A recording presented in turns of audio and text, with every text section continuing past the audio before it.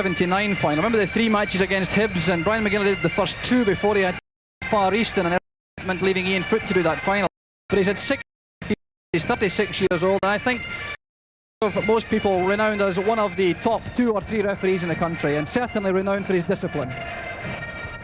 Excellent. Well, the pictures look absolutely superb. We made the point earlier, Jock, and you'll have had a chance to get a closer that the groundsman there consistently seems to turn out the most remarkable playing surfaces, and I know that when we were out doing our cup final previews we were absolutely amazed at the quality of a pitch which has had a full with Queen's Park and Queen's Park Strollers and all those other Hampden sides. The pitch does look remarkably good, Jock. Yes, that's absolutely right, Arthur. I think people don't quite appreciate how much play there is in Hampden, because they come here for big matches and expect to see a good playing surface, but really when you consider that Queen's Park are playing so regularly, and the Strollers practice matches and so forth, it really is a remarkable tribute to the ground staff here that the pitch looks so well. Only the bare patches in the goalmouths, and that's very much to be expected, but apart from that it really is first class. There's a stiff breeze blowing, mind you, and that brings into question the Hampden swirl, which gets a lot of mention on these occasions, but certainly there is a breeze which may play a part, particularly in the early stages. Has Dennis Law joined you in the box there, Jock? Dennis is sitting right here. I just wonder to see him on the field. I just wonder what Dennis thinks of the grand old lady of Scottish football, the stadium here, a pitch that he has graced so many times. Perhaps a quick comment from Dennis might be appropriate there, just before the teams come out, and we hand back to you finally, Jock.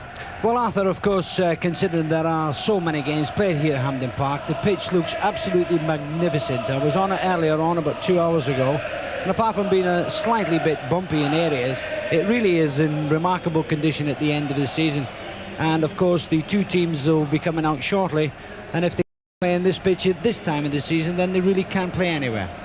Obviously a lot of pressure on the players. We talked about this first 20-minute tactical battle, and Jock Wallace was making the point that in fact last week's 4-0 defeat really can be discounted, and I think as the teams come out we'll hand back to you for a final thought about that, and just get your own final countdown and perhaps a forecast from you, Dennis, before you and Jock take it up. Do me a favour, a forecast at this stage of the game? No way. That's what's known as a diplomatic answer. Right, we'll be joining you again at we'll be listening to you, of course, throughout the match, Dennis, and we'll be picking up our own comments here in the studio at half-time. But for the commentary on the match and to describe the pre-match scenes, it's over now to Jock Brown and Dennis Law at Hampden Park. Thanks again, Arthur. And the sides have now taken the field, as perhaps tell by the flags waved behind the goal to our right, where most of the Aberdeen supporters have congregated. There's the Rangers line-up. Very smart tracksuit tops. And the side led out by John Gregg, with the Aberdeen side led out, of course, by their manager Alec Ferguson.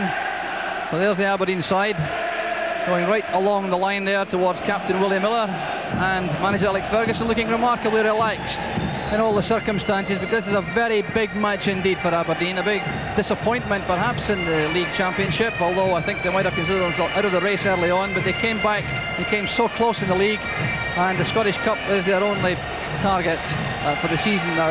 Alec Ferguson really is looking remarkably relaxed out there.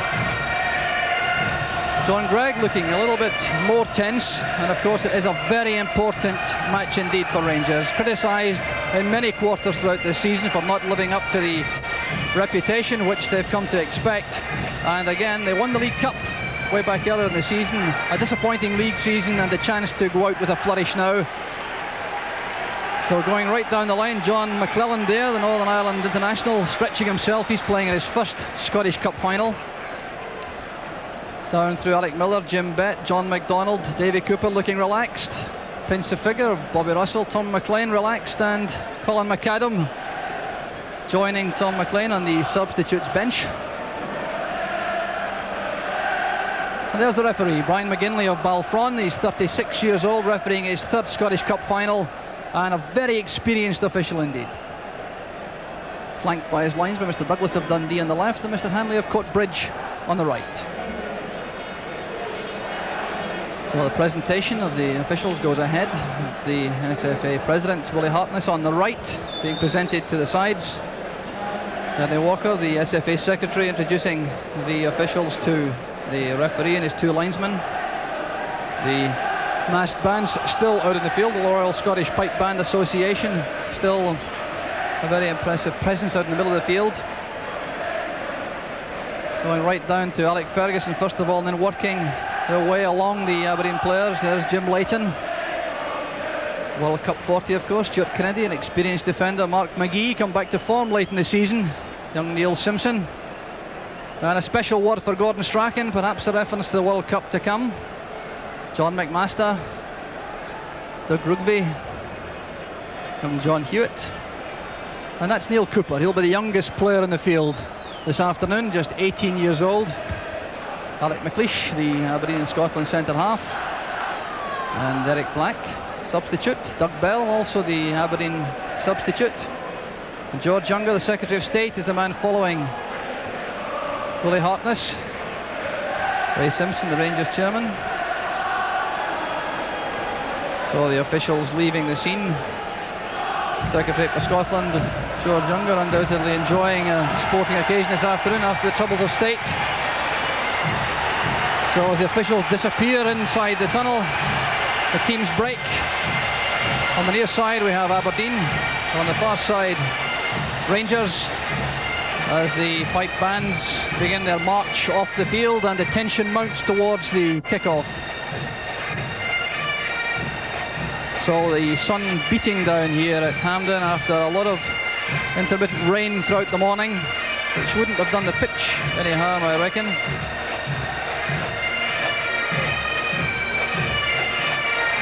So the pipe band's departing slowly, the noise building up around the stadium.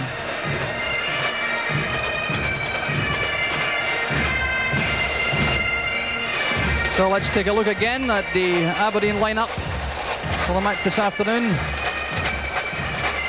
Remember, Peter Weir, the most expensive player in the Aberdeen ranks, has been left out because of a doubt about his match fitness, and that leaves John McMaster wearing a number 4 jersey. He'll join up in midfield with Neil Cooper. There's John McMaster. Now, he played in the 1978 final against Rangers here. A big disappointment for him, of course, when Aberdeen lost 2-1.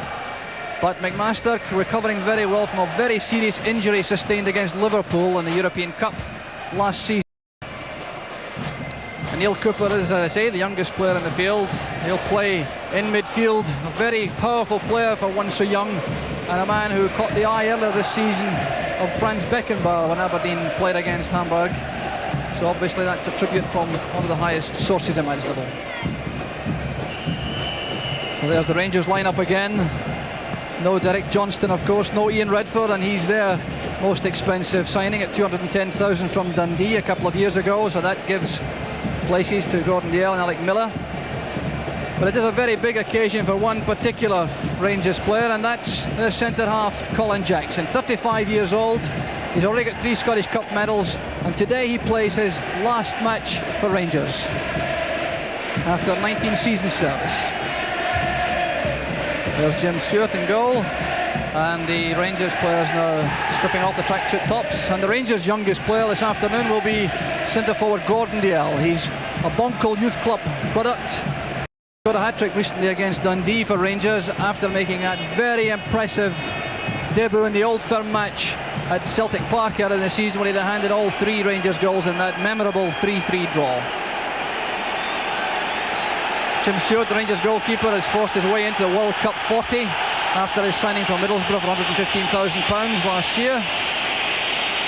And Jim Leighton also in the Scottish World Cup squad after 57 matches for Aberdeen this season and 28 shutouts. So it's Aberdeen who will set the game in motion. The atmosphere absolutely electric all around Hampden Park. Mark McGee and John Hewitt over the ball. And the 97th Scottish Cup final is underway. Gordon Strachan's first involvement in the match, ending in a throw to Rangers. It'll be interesting to see, of course, where Rangers deploy their forces in particular. I wonder if Alec Miller may have a marking job in Gordon Strachan. We'll have to wait and see. Here's Jim Bent. There's Andy Jordan. Very experienced player indeed, playing in his 9th final. He's already won 5 medals, winners' medals. Now Ali Dawson, Rangers captain.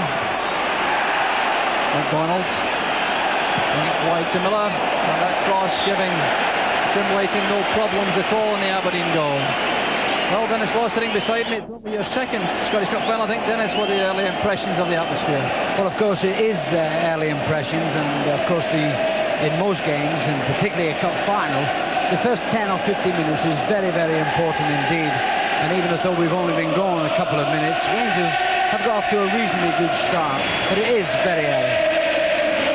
The Rangers have the advantage of the breeze in the first half. So that'll test Jim Leighton's ability to send away that dead ball. Beck touching that back. Miller looking for McDonald with the high ball, mopped up by McLeish. Now Kennedy.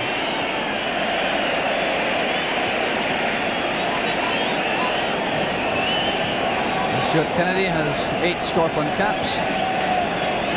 Forced his way back into international reckoning recently. This is Gordon Strachan. And Strachan taken late by Alec Miller. And that sets the tone perhaps for Alec Miller's role in the match. That's to keep Gordon Strachan as quiet as possible. Referee Brian McGinley taking a very stern view, as he really must in this cauldron that's Hampden Park for the moment. But Miller has warned Aberdeen of the free kick.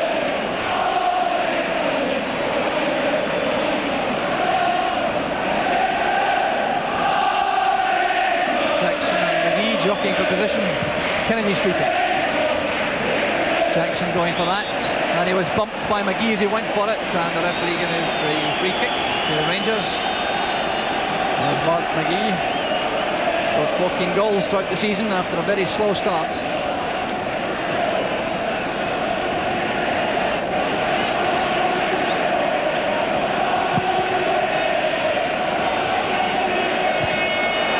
Woodley's header. Simpson in powerfully, but that's Jackson's clearance. Now Kennedy for Aberdeen. And doing the chasing back was young Gordon Dalziel. Result is a throw to Aberdeen.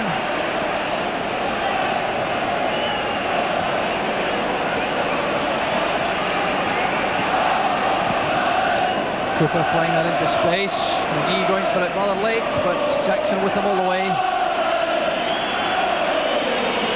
Gordon Strachan.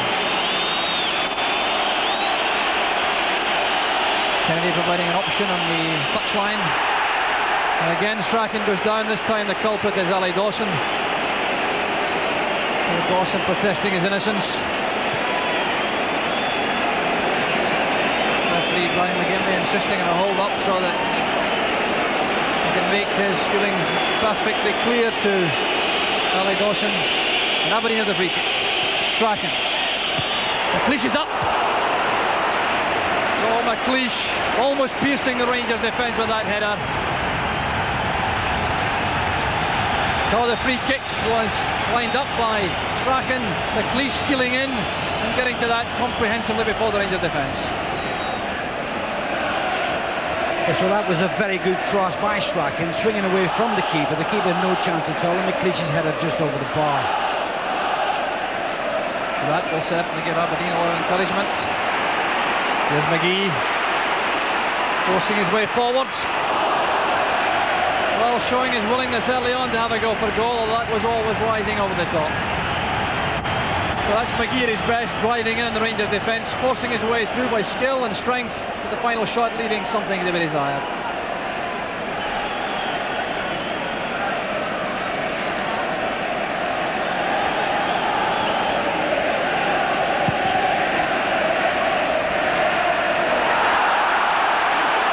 McLeish coming up from McDonald. This time the free kick goes to Rangers. So a tense opening 5 minutes have come and gone.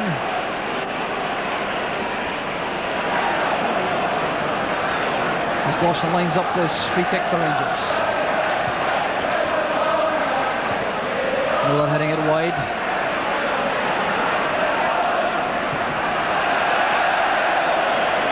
Kennedy's clearance giving the throw to Rangers.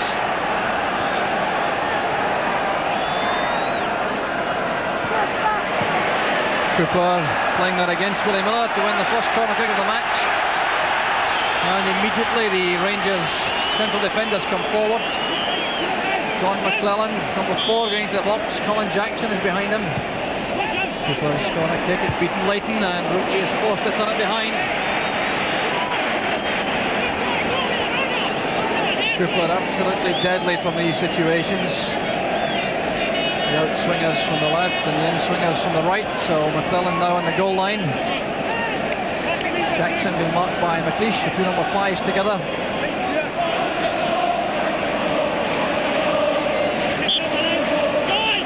Davy Cooper. Swirling under the bar, Leighton in trouble again. And again Aberdeen forced to head that behind. It was McLeish, I think, who turned it behind with Jackson coming in. So Rangers applying a lot of pressure from these corner kicks, and Jim Leighton perhaps not as happy as he might have been with these first 2 cross balls. The Green certainly posing some problems, the wind swirling in on Leighton's goal. John McDonald going for the short one, Rangers varying the pattern again. Jackson climbing on the back of Rugby, and the pressure goes off the Aberdeen defence. Well, that was 2 very good corners by Rangers, by Cooper, and of course you can notice who headed them away from Aberdeen was McLeish and Rugby. And of course I haven't seen a great deal of Rangers, but when you look at the 2 front runners, McDonald and DL, you will notice that really you can put the ball in the air, and I'm sure that Rangers will find, apart from maybe from corners, that they'll play it along the ground. Davy Cooper has crossed over to the Rangers left. McLeish finding Strachan. That's in for Cooper. A bit of pace to get to that before Russell. McClelland's header. And Bett finding Jordan. Strachan doing the hustling. Great play from Strachan. He's fouled late there by Bett. So that promising Aberdeen move is halted. The referee deciding that that foul by Jim Bett was so serious he had to stop the match. And the yellow card is shown to Bett. There's Strachan now, winning the ball from Jordan, playing it wide. You just see the tackle coming in at the corner of the picture there from Jim Bett.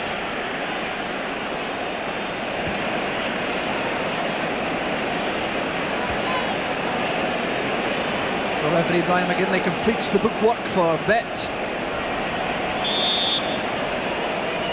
Masters running over the top of the free kick.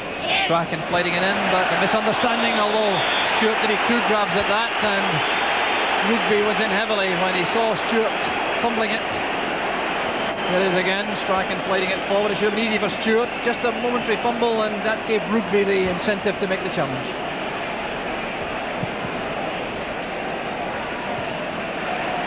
Spinning away from the L. Now Stuart Kennedy.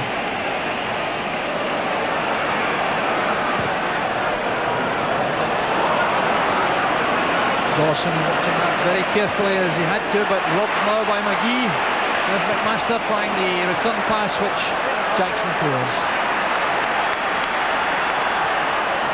Kennedy playing that forward. It's easily picked out by Dawson. And now McDonald. Miller. Bett. Cooper screaming for it on the right. Checking inside Rugby.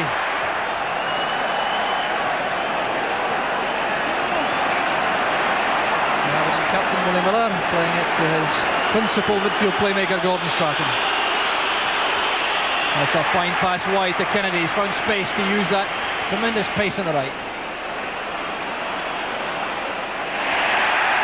And very coolly robbed by Dawson. Now McDonald.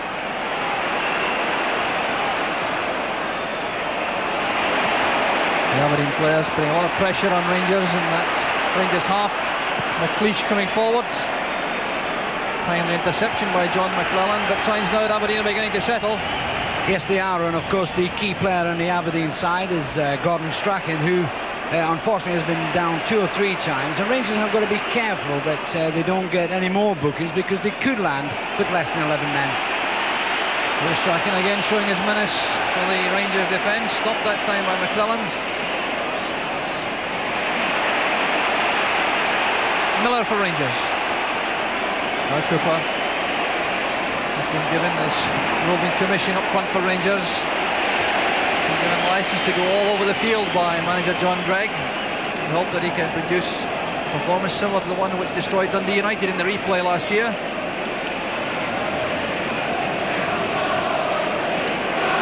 John McClelland, one of only 2 Rangers players without previous Scottish Cup final experience, the other being Gordon Dalziel.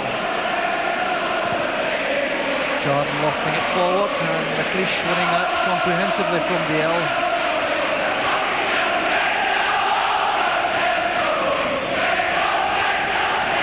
McDonald. Cooper playing that for Russell. And Miller catching Russell late, concedes the free kick.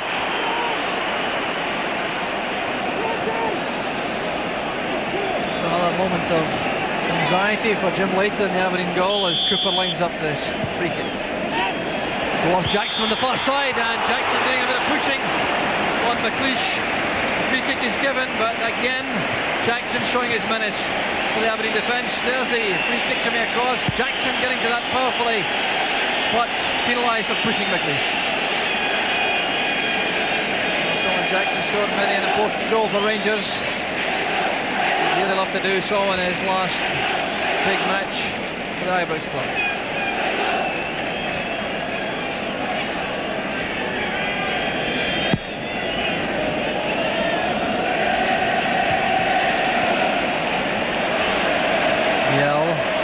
Miscuing that pass, and Cooper distracted.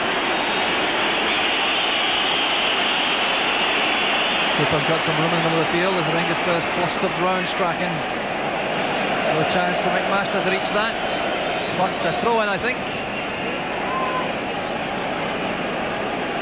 Neil Cooper has made his presence felt in the midfield already. Now Simpson.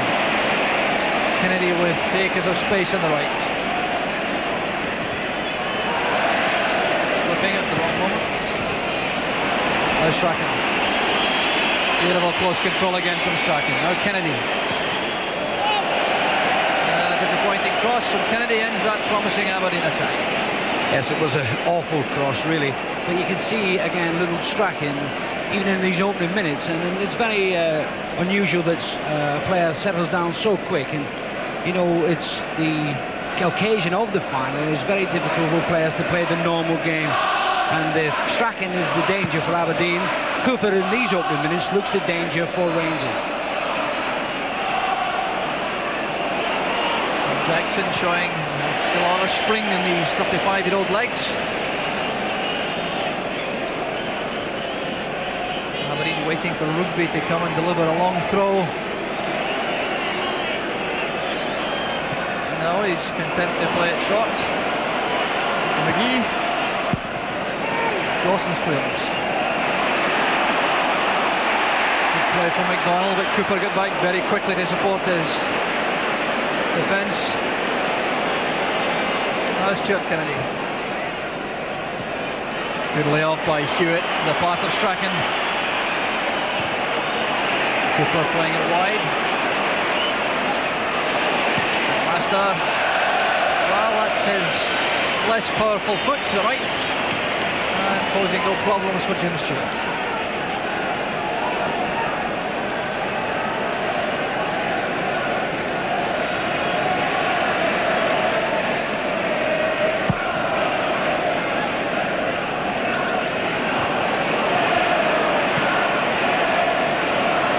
Beck forcing that to the Rangers' right for Cooper. Well, off in his wanderings again, Davy Cooper. That's a good pass to Miller. Now Dalziel finding space at the corner of the box. That's a great early cross. John McDonald. A marvellous opening goal for Rangers. 15 minutes gone. Rangers get the start they wanted so badly. A marvellous goal at that. Gordon Dalziel going on to that pass from Miller at the corner of the box. Not taking any time. The early cross coming in. There was John McDonald steering it at the near post, and Leighton was left with no chance at all. It really was a marvellous goal by Rangers, made by Cooper, getting the ball in his own half there. He waited and waited until he saw the man going through. A beautiful cross for McDonald to score a marvellous goal. Something, I suppose, a little bit unexpected, but really made by Cooper. So there's John McDonald getting his 22nd goal of the season. Master at the other end, being denied by Jim Stewart. So another cause for delight among the Rangers supporters, that piece of goalkeeping from Stewart. There was McMaster, he appeared to have a chance there, but Stewart coming out and stretching to take that ball away from him.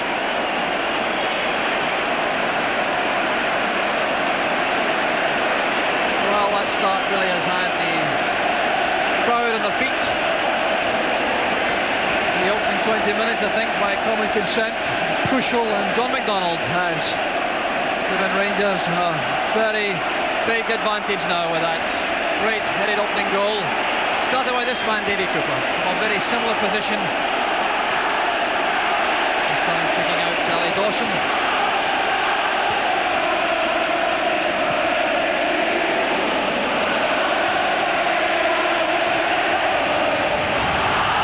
Well, the Rangers choir now in full voice.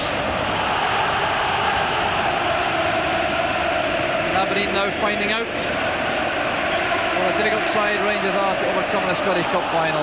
There's the Rangers supporters behind Jim Stewart's goal. And no wonder they're so delighted. Here's DL. Again, a vital part he played in that goal. Back to Bet. Now Russell.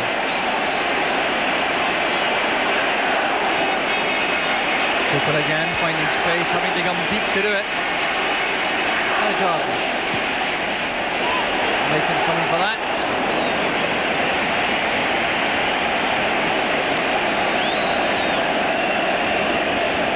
Kennedy now to McLeish.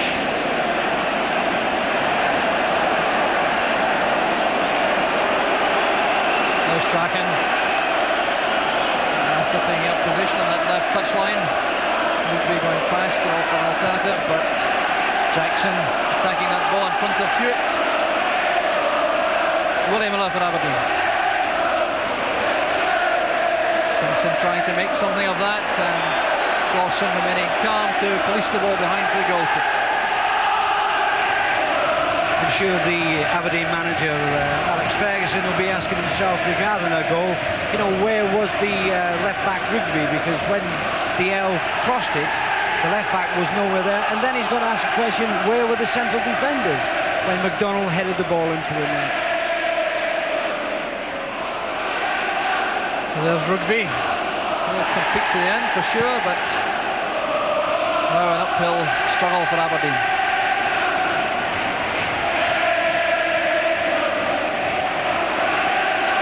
Good play from Rugby. Just over carrying the ball, and that'll be Rangers' throw.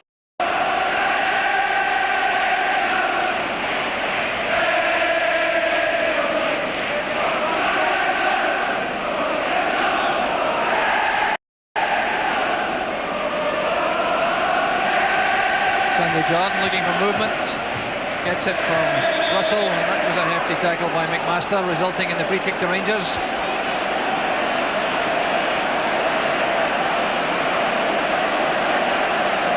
Sandy Jordan, the man who's seen it so often before in Scottish Cup finals, lines up the free kick. DL on the move up front.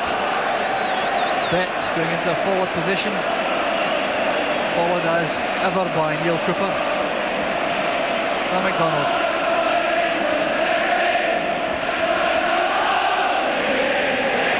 Miller wants to throw, but he won't get it. Having a word to say to the linesman.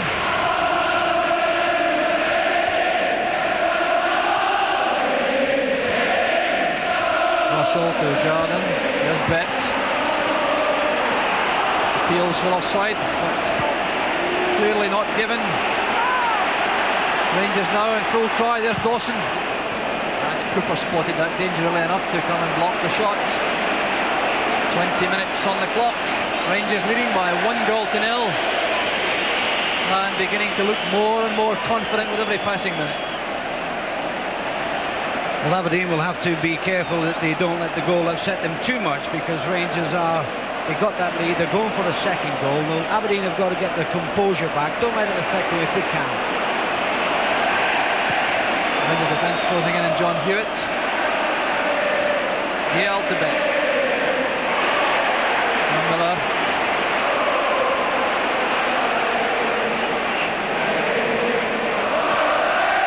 Ball finding its way back to Miller.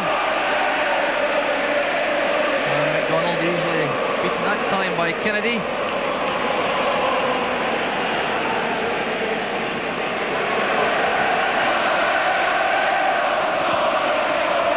Well, Strachan came short for that ball from Rugby, and Rugby trying a long ball, completely miskicked. And the body checked by Strachan, and Cooper gives Rangers another free kick. Well, Strachan certainly enjoying the occasion.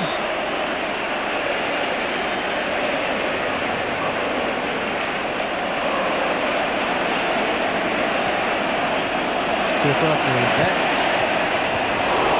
Well, they haven't quite got hold of that left foot effort. Bet has scored a lot of goals for Rangers from shooting positions around the box. They'll be continuing to look for these throughout the match.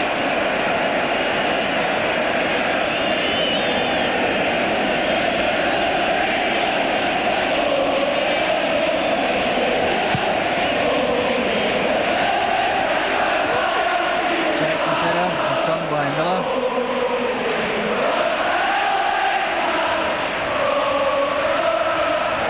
Dawson for Rangers. That time by Willie Miller. Now Rugby. Trying to play that in behind the Rangers' right flank in the defence for Hewitt to exploit his pace.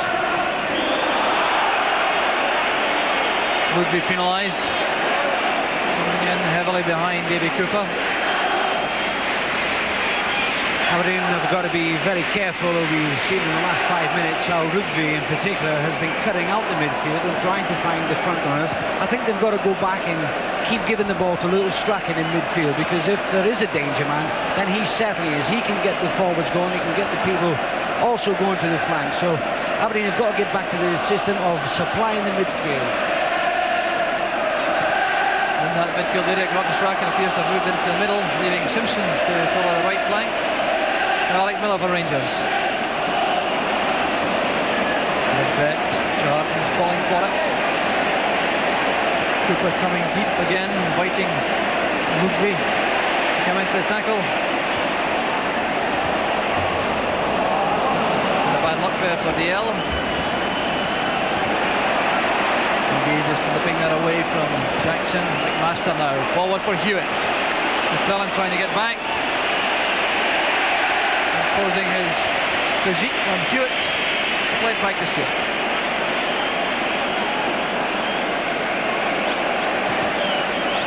It's a bad ball from Cooper, easily picked out by Rugby. Now Hewitt, leaving it to McMaster. McGee trying to get in behind Jackson. And in the centre half, remaining very calm indeed to play that back.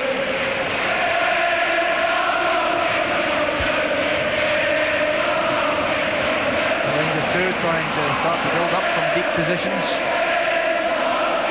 Might have been handball by McDonald, but play is waved on.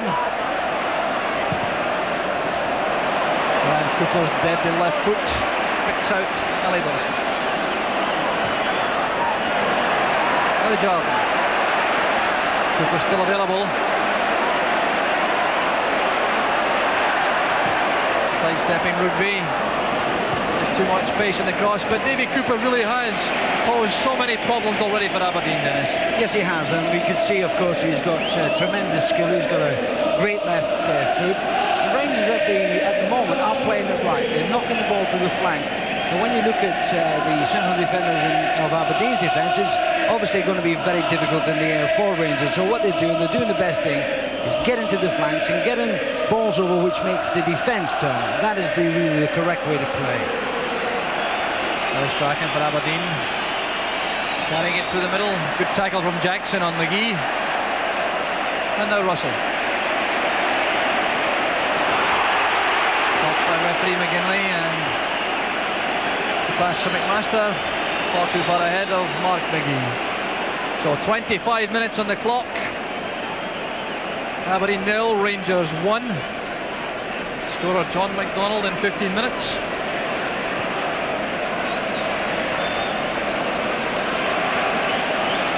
There's a goal scorer.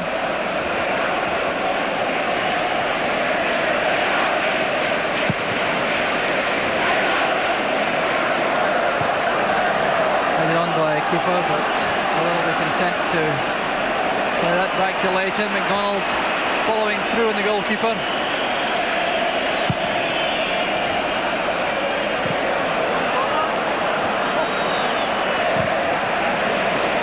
Long ball from Dawson into no man's land. The Aberdeen defence pushing forward, bringing the Rangers forwards with them. Eric McLeish.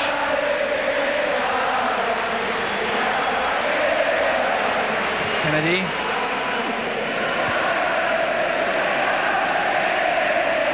Dawson helping that on to Yale. McLeish for Aberdeen. Well, a rare failure by Strachan to control it properly, but McLeish recovers it. Simpson taken from behind by John McClelland. So this time it's Aberdeen's free kick. In a position from which they've created some danger earlier in the match through Alec McLeish. Rugby number 3 also going into the box. 2 Rangers central defenders marking them. Master and Strachan over the ball. Strachan flighting it in. Too high for McLeish. Rugby turning it back. Acrobatic clearance from Jackson, falls feet of McMaster. And so does that header from Miller. Now McGee is offside. Well, that was a very tight decision. Mark McGee disagrees strenuously with the far side linesman. So there's the lofted pass from McMaster. McGee going in behind McClelland, but the flag was up instantly and the referee took the decision.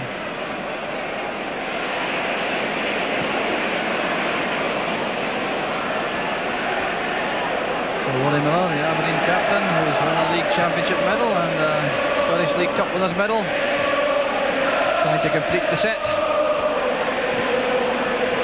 Strachan back to McLeish. Strachan wants it again. Unfortunate slip for Simpson. And Cooper and Bett clashing. Cooper committing the foul. Rangers get the free kick. So Bett operating right in the middle of the field for Rangers, in the same area as Neil Cooper for Aberdeen.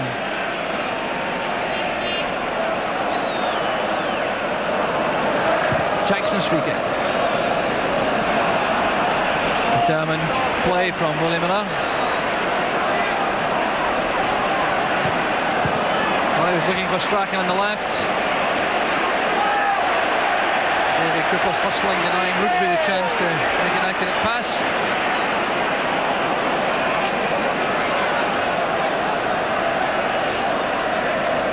Return pass from Bett to Cooper. Now McDonald. Rugby now to Hewitt. Cooper. Running powerfully out of midfield. And as usual, Kennedy popping up on the right. Hewitt's the only man in the box for the moment. Rugby arriving late.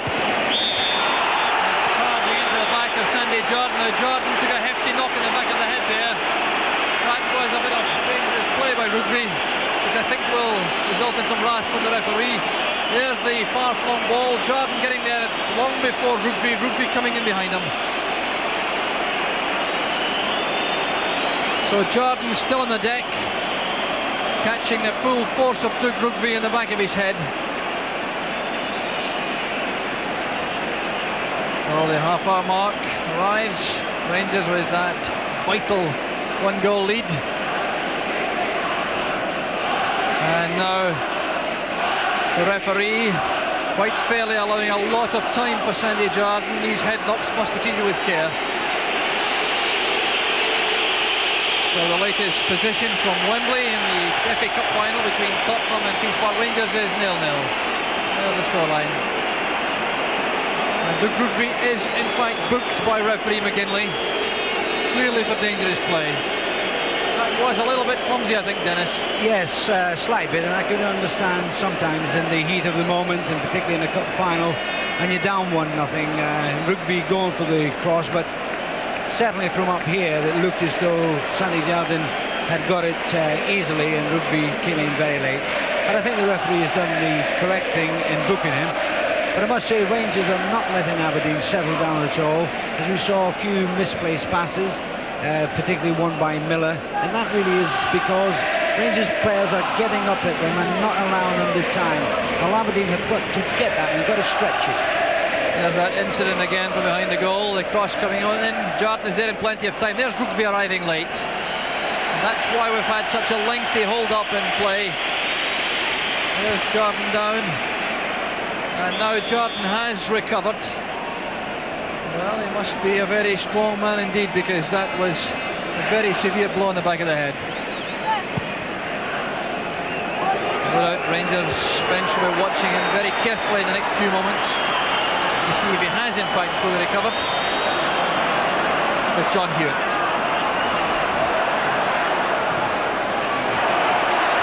Strachan taking that back from referee McGinley. Masters first time cross cleared by Jackson to Rugby. Now Kennedy taking on Miller for pace towards the byline. The corner kick is given. Kennedy thinks he might have had a free kick, I think. Still protesting to referee McGinley. So Robert Russell guarding this near post. Alright, McLeish in the box, marked by Jackson. Hewitt with a kick. Jackson's clearance charged down, and a good tackle by Bett. McLeish! Now that is a magnificent goal from Alec McLeish. Inspired play from the Aberdeen centre half. There's the corner kick from Hewitt. James initially from Jackson was blocked. Bett did a fine job there. Now just look at McLeish. He looks up, picks his spot, bends that in at the far post, and that is a goal to remember. Saw the jubilation behind the Aberdeen goal this time. Let's look at that again. Yes, and of course McLeish he got the bounce of the ball, of course, but when he picks it up here, he suddenly looks up, sees that the goalkeeper is off his line, and right-footed bends it round the goalkeeper into the top of the net. What a marvellous goal. Well, now we have a Scottish Cup final to savour. Alec McLeish showing the touch of a very skilled, talented forward player with that goal. McLeish has only scored 5 times before this season, mostly from set pieces, obviously in the box from headers, but I'm sure that's a goal he'll always treasure. Time with just 33 minutes on the clock, so 12 minutes left of the first half. And Aberdeen heading back in the best possible fashion to give their supporters who've travelled so far a major lift. Now Cooper coming in from the right, finding Miller. This is how Rangers' goal arrived. And the positioning of Leighton good enough to make that look easy.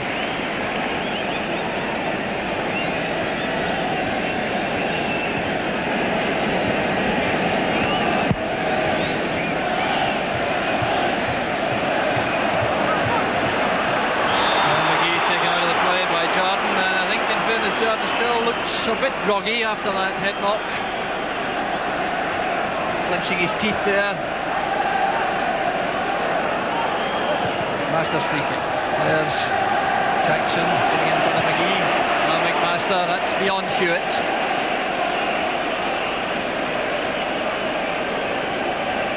Oh, 10 minutes of a highly entertaining first half left.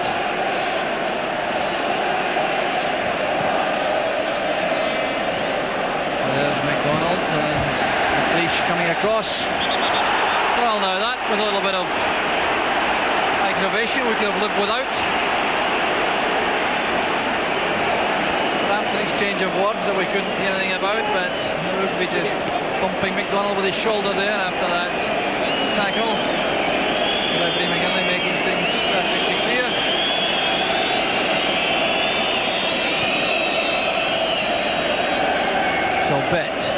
Number 8 is Neil Cooper.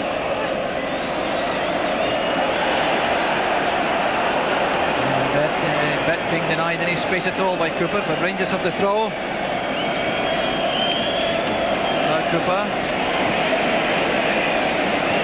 Stopped well by Kennedy. There's Neil Simpson. Dawson's header. Referee allowing advantage, I think. Cooper appeared to bump Bet from behind. The flag is up on the near side against John McDonald. I think the referee, McGinley, has done a marvellous job up to now. He's certainly booked the correct players, because there's been a lot of niggling fouls being going on throughout the game, as we saw there with McLeish. Now this is the Scottish Cup final, and I think it's an arena to show your skills more than anything.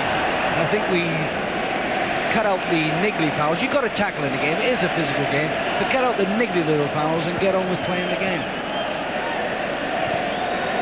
Saw some praise there from Dennis Law for referee Brian McGinley.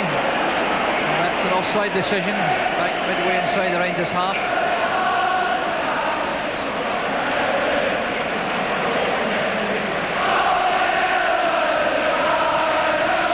John McDonald wants involved again. Jackson's free kick. Cooper at full stretch. Would be helping out. Good play. Strachan to McMaster, then Simpson. Kennedy. Strachan's been a long run into that forward position. Ball gathering pace off the surface to go behind for the goal kick. Yes, it might have been a bad ball at the end, but really that is the type of ball and the type of position that Strachan loves to get into, and of course very dangerous for defences.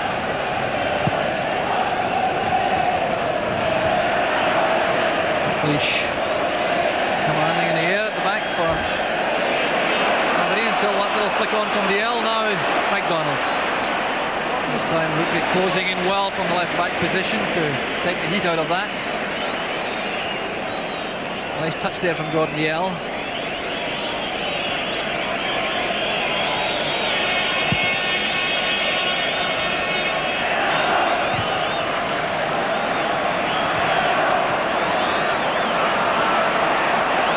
Cooper's header down, picked up by Russell. Now Cooper.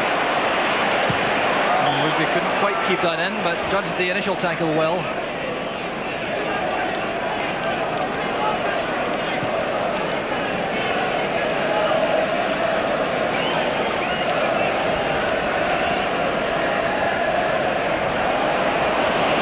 Clearance from Rugby picked up by Jardine. John McDonald. Completion in front of Yell. Hewitt retaining possession well. McGee on the run with Dawson, and the Rangers captain holding off Mark McGee well to send that back to Stewart.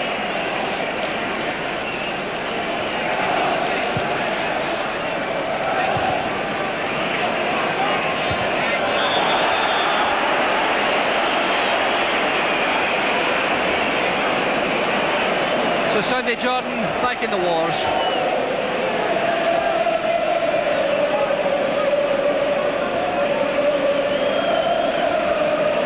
So the happy band of Aberdeen supporters, more than 20,000 have made the trip from the north, and much relieved no doubt to see Alec McLeish equalising that early John McDonald goal.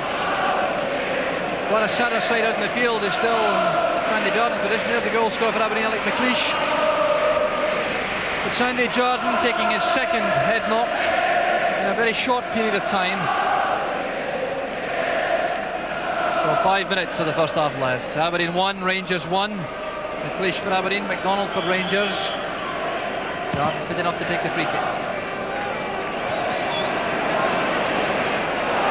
Good header that time from Rugby. Now Cooper. Buzz of anticipation among the Rangers supporters when Cooper gets possession. So far in the match, that's been perfectly well justified. Betts, first time little layoff to Russell. Jardine stealing into position. A tackle from Kennedy was a good one. Kennedy making a precious intrusion to the left side of the Aberdeen defence. And now Strachan on the break. A lot of support arriving Strachan doing it by himself. And that appeared to come off the right hand of Jim Stewart down the post. There's Strachan again. He had McGee in the right, the left eye. Touched onto the post there by Stewart. Great piece of play from Strachan. And a good save indeed from Jim Stewart. So it's Aberdeen's corner kick taken by Strachan. The header in there by Rugby, but getting a deflection off McClelland. Referee Brian McGinley waving aside any suggestion of dissent among the Rangers players. So as half-time approaches, there's Rugby at that near post. That's aimed for him, and a bit of pushing. I think it was by Mark McGee, in fact. He's getting a lot of warning. So that little bit of Aberdeen pressure ends. Yes, I think a let-off for both sides, really. I think the referee made the right decision there regarding the supposed penalty for Rangers when Jardine got pulled down. But of course, on the break, Jardine out of position, Strachan right through there. A good save by Stewart, but a bit fortunate that it hit the post. Well, that score flash on Wembley showing that the supporters there aren't quite so fortunate as the big crowd at Hampden. So scoring at Wembley between Queen's Park Rangers and Spurs. One each here at Hampden. And a free kick to Aberdeen. Played wide to Kennedy. Rugby racing into the box at the far post. Jackson winning that one. McMaster had dropped back into the Rugby position. Cooper up for that. Miller forcing it out, and Simpson penalised for dangerous play, lifting his boot too high.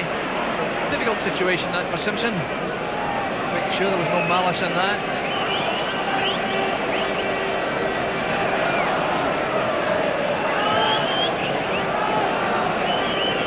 So 2 minutes of the first half left as John McClelland takes that free kick for Rangers. It's Alec Miller.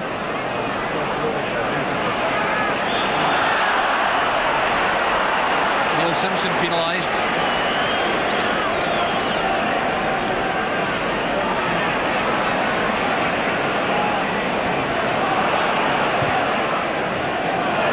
Space there by McClelland, but Cooper had come very deep indeed for a short square pass, so Aberdeen mopping that up.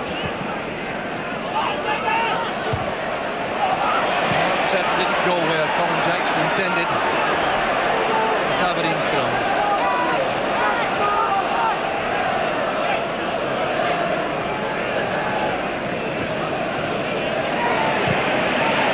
McClelland pumping that away, but again Kennedy has time and space.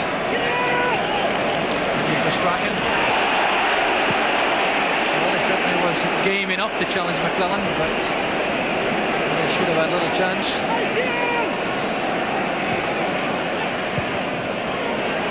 McClelland's interception again. And Miller misjudging the bounce of that ball. And will he be booked? We'll have to wait and see. Referee Brian McGinley calling the Aberdeen skipper to him. Well, exercising a little bit of discretion, not taking out the yellow card. I think recognising that it was spontaneous on the part of Miller. So we're into the final half minute of the first half. McLeish's header picked up by Russell. Now Davy Cooper. Jardine going past on the overlap. So the first half, 45 minutes have come and gone. We're into extra time added on for the injury to Sandy Jardine. John Gregg in the Rangers dugout. Can't be too unhappy, I think, with the first half display from Rangers. Alec Ferguson also relieved, I think, to be back in the match so quickly after going behind. Here's Strachan now for Aberdeen. Stuart Kennedy. McClelland getting above John Hewitt. Referee McGinley's been checking his watch. There was a long delay for treatment to Sandy Jardine, so there could be a bit of time to be added on in this first half.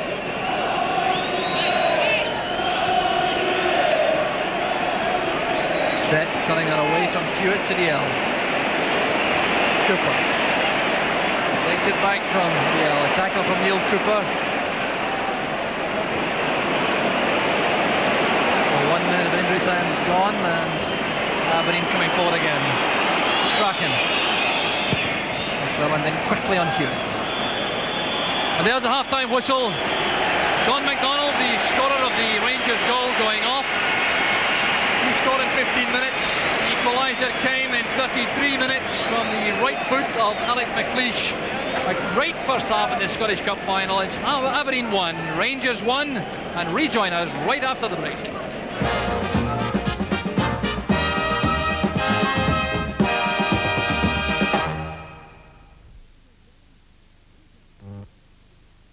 Announcing the new Dunlop Elite, the tyre that saves petrol. I don't think this commercial should proceed any further. Mata Hari, you have extracted secrets from 1,000 enemy agents with your mysterious beauty. Surely, for you, life can hold no more secrets. Just one, darling. How the hell do Seconda do a quartz watch this good at surprise? The new Seconda quartz watches. You'll never work out how we do them for the price. In 1981, Sanyo was the wise choice in video. Now there's something even better, the new top-loading Sanyo 5300. A more compact video with 7 days programming, soft-touch controls and automatic tape rewind. But the feature you'll really appreciate is the price in the shops, around £369. Before you pay more, see Sanyo, then decide. This is the martini time of day.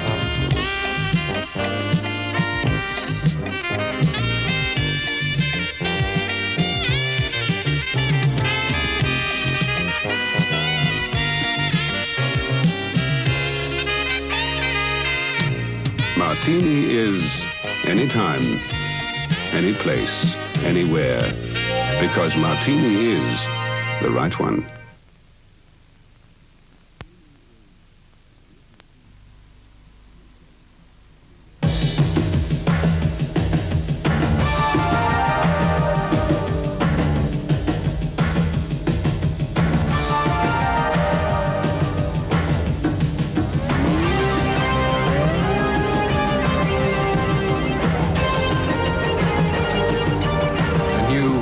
Metro. 0 to 60 in 10.9 seconds. At 4799. Welcome to the club. Holsten Pils. One of the few lagers still brewed and matured in Germany. And when it's brewed, most of the sugar turns to alcohol. And you can't say fairer than that, can you? Holsten Pils, the odd lager.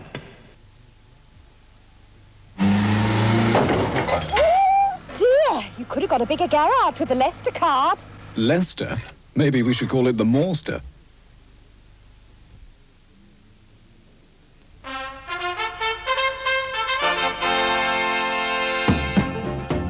Well, half-time at Hampden and half-time here in the Scotsport Cup final studio, and let's get a quick reaction from Jock Wallace and Billy McNeill. A very entertaining first half, I think you'd probably both agree.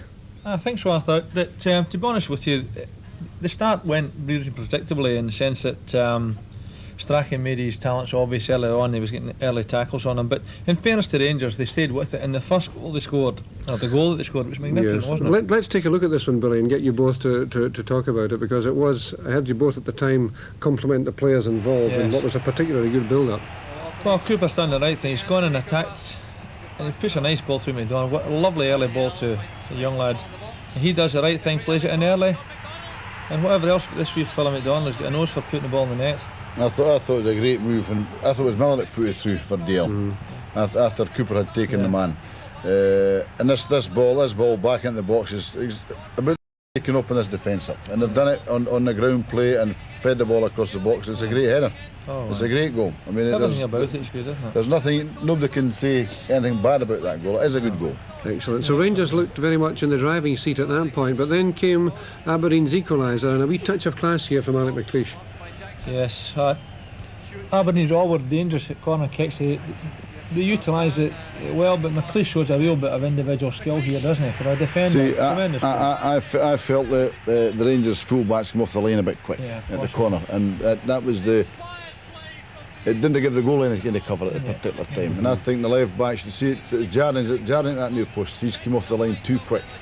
That's a typical goalkeeper's reaction, Jock, isn't it? You're a goalkeeper, so you're protecting the goalkeeper. Yeah, I'm a centre-half, and the centre-half's been different. That's a beautiful bit of skill, the centre-half is a great goal. I mean, an absolutely great goal. We make the game. So the game you used to score a lot of goals with your right foot. Roll your head, you're a big doubler. So the game nicely balanced, really, I think it's been a great first half, Arthur, to be honest with you. It's what you expect out of a cup final in many ways. There's been hard tackles early on, and the referee has wisely booked a couple of players. But you know, McLeish has been evident early. He had one header over the bar, and I thought that his own personal skill there was great. He sized up the opportunity and played it in beautifully. But it's been a good game, and Rangers have probably performed an awful lot better than anyone anticipated. Yes. They've settled down. Earlier I felt they made one or two rash challenges on Strachan, but they've kept on control quite well more recently, and I think in Cooper they've got a player that's demonstrating that he wants to get a chance of doing something, and up to now he's done very well. It's a match, Jock, where Davy Cooper has shown us that skill that he has. Well, but just before you answer, Jock, if I could apologise and interrupt you there, let's go straight across to ITN. After yesterday's fierce fighting in the Falklands, HMS Ardent, which has a crew of 175, sank after being bombarded by Argentine rockets. 30 men were injured. Up to 5,000 British troops have now landed and established a bridgehead of 10 square miles around San Carlos. 20,000 more men in 100 ships provided backup for the landing.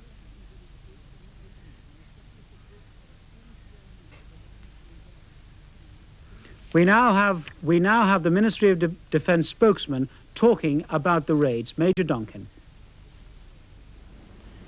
This landing has been achieved, so far as we can assess at the moment, without any concerted opposition ashore.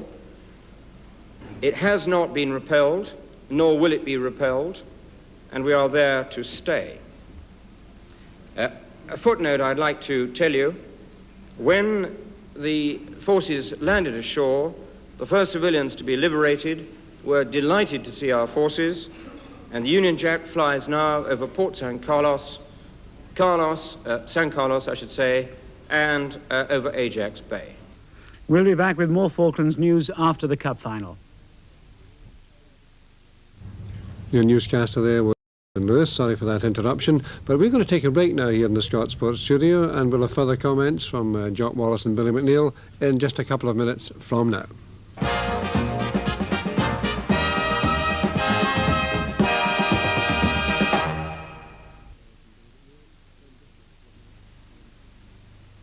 This is the Braun Micron Deluxe, and I'm Ian Botham.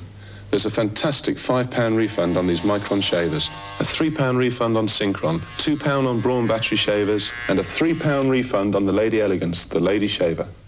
How's that for a shave? And how's that for a price? Here in the upper reaches of the Amazon, we're trying to make contact with the lost Inca tribe, the Karakarori. To find out just how advanced their civilization is, we're leaving behind artifacts of our own culture. Frozen pizza, roller skates, and of course the Philips 2022 video recorder, complete with color television. What will they make of them?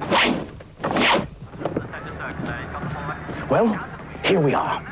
Remarkably, they do seem to have mastered the Philips video recorder.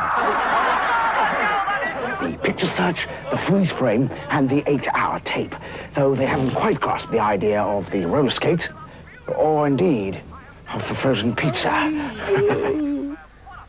The Philips Video 2022. Easier to understand than frozen pizza.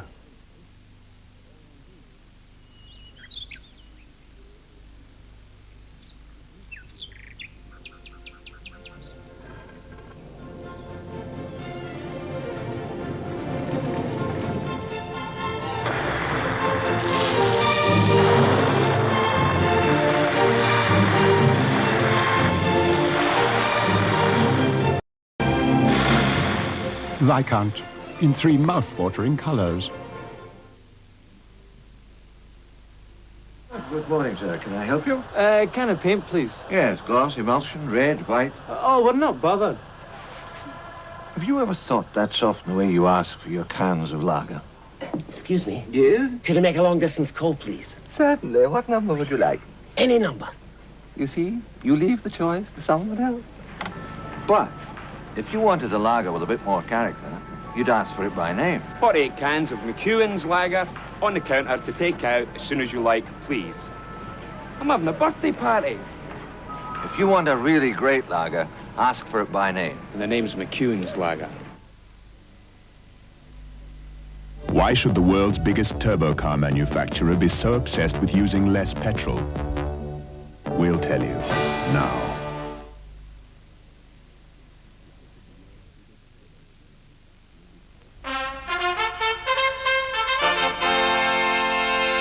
Still half-time at Hampden Park. We'll let you know when the teams come back out. A chance to catch up on the racing results. And first, Thirsk, the 245. First, number 2, Day of Judgment, 4-1. Second, number 10, Red Cedar, 5-2, joint favourite, 7 ran. Kempton, the 3 o'clock. First, number 9, Cafu, 8-15 favourite. Second, number 15, Son of Raja, 6-1. Third, number 2, Chaplain's Cub, 15-2, 13 ran. The non-runners were number 6 and number 12. Thirsk, the 320, first number 4, Tam Down Flyer, 7-2, second favourite.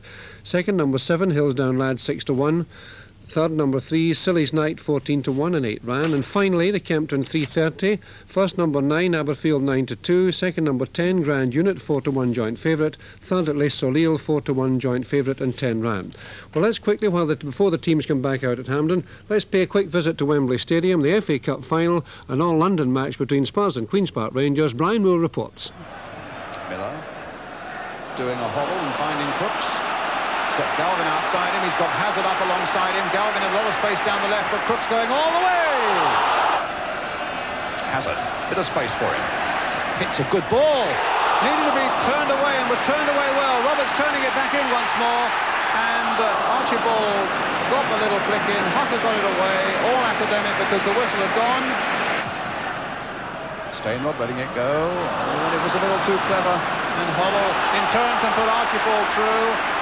Hazel started to come and then went, and Crooks is right through, and Hazel got across quickly and efficiently and snuffed it out, and he made the ground really quickly there, big Bob Hazel. Miller. Oh, it's overrode his head. Oh, and Archibald suddenly found there was a chance there, but couldn't finish it off. Perriman. Oh, misread that a little bit, and Rhoda is able to break away now. Convincingly here for Queen's Park Rangers. He's got Flanagan alongside him. It just wants the little ball, and he missed. Well, there we are, a glimpse of that first half. In fact, a half-time score at Wembley, Spurs 0, Queen's Park Rangers 0. I think the teams are just coming back out at Hampden Park. There they are. And just a very quick comment from Jock Wallace. I think we interrupted you the last time, Jock. Key players in the second half. We did mention Davy Cooper, I think, didn't we? And there's Tom McAdam, whom you mentioned earlier, Colin McAdam coming on for Rangers. That could be an interesting substitution. Well, I felt that Davy Cooper and young Strachan run the game the first half. And the two men were in the build-up, Cooper and McLeish for the goals, and I felt that McLeish had 2 good chances and took one, and he scored a great goal at that particular time. OK, off we go for the second half. Back to Jock Brown. Thank you, Arthur. And Colin McAdam is lined up right on the halfway line with Alec Miller going into Sandy Jordan's position at right back. So we'll see where Colin McAdam performs throughout the second half.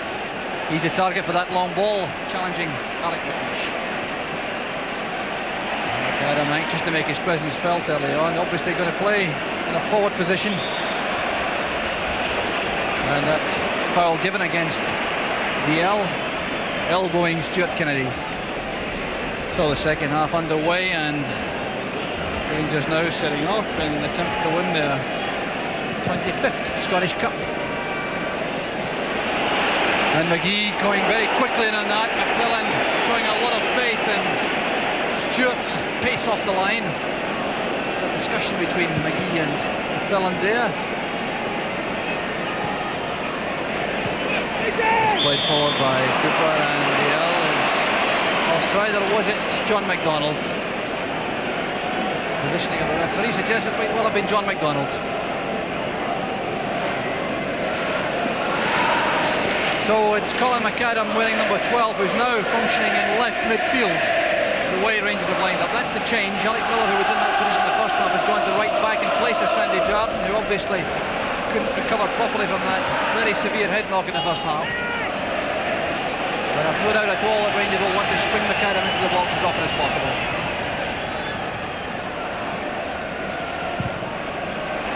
So Miller driving that against Strachan. Rangers have the throw.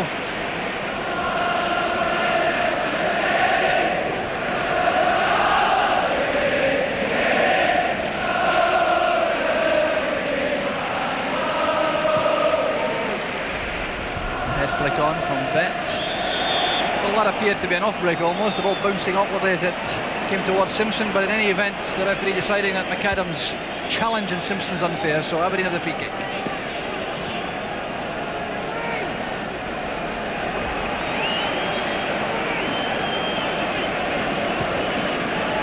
Played forward very quickly, there's Strachan going in again.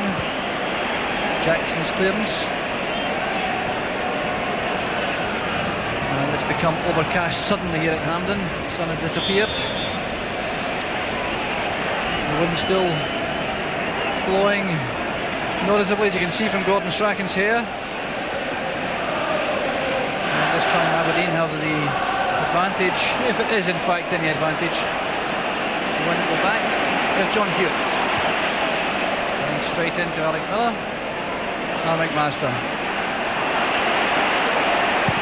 McGee beaten to that by McClellan. John McClellan gets the ball very quickly when these forward passes are made. Makes it very tough for forward players. Good play from Neil Cooper initially, and Dawson and Simpson's tackle resulting in the throw to Aberdeen.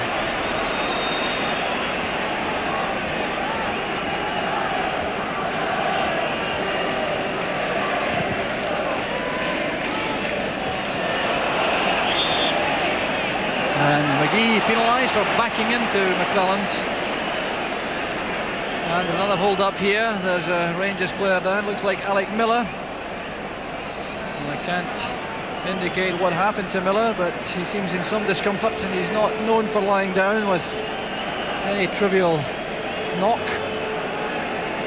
It's another moment of anxiety for Rangers, although they have a very experienced figure of Tommy McLean to come on.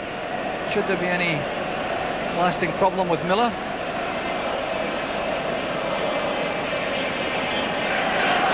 There's Tommy McLean warming up. 54 years old and has become involved in the coaching side of things in the last few months. But Miller will continue. And John McClellan takes the free kick for Rangers. McAdam's header picked up by McLeish. Showing a lot of composure. Rookie playing it ahead. McGee was offside. The flag was up on the near side.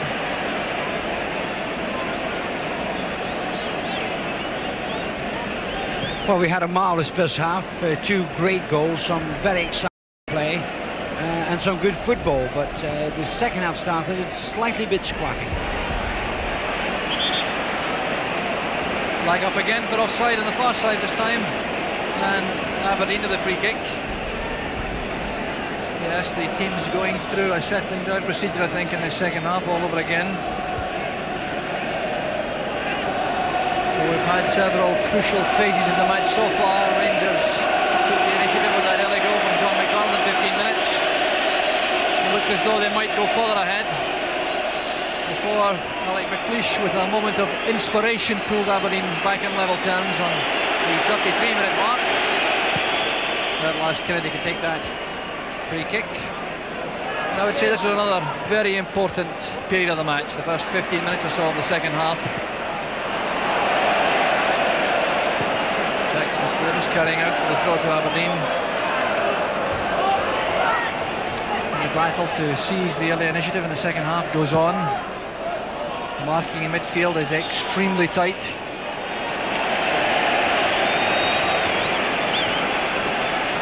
So free kick taken quickly. Simpson to Strachan. Checking inside Dawson. He still gets Simpson available.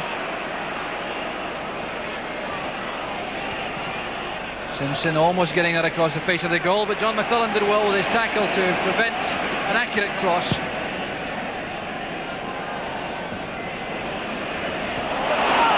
DL standing off, allowing McMaster to take possession. This is Russell. Cooper snapping at his heels and snapping too fierce at his heels. Well, there's a look of intense determination in the face of Neil Cooper.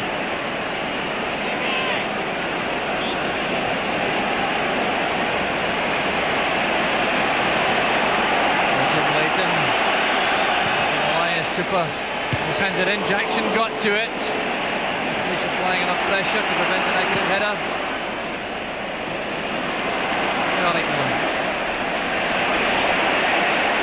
Cooper now running again at the Aberdeen defence.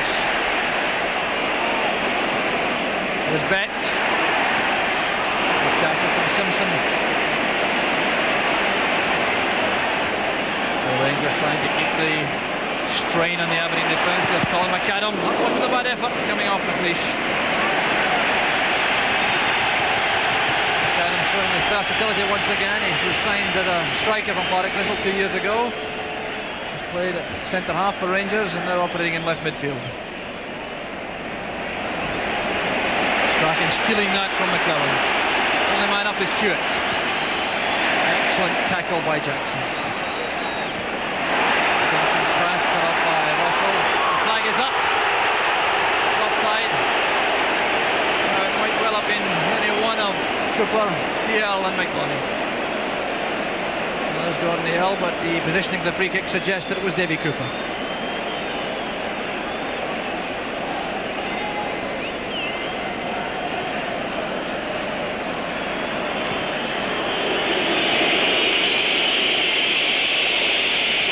McLeish has played with a lot of command in that Aberdeen defence, looking every inch an international player. After a spell of perhaps some indifferent form in the middle of the season, McLeish coming back to his best. And there's Rugby. Well, they certainly had very little on inside.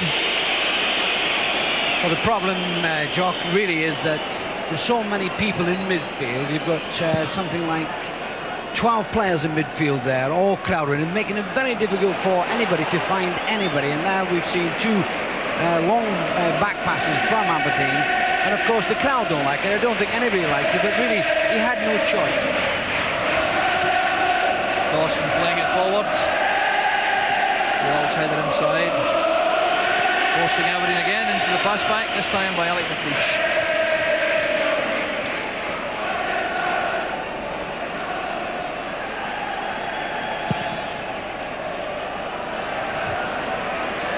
Russell's header collected by Cooper.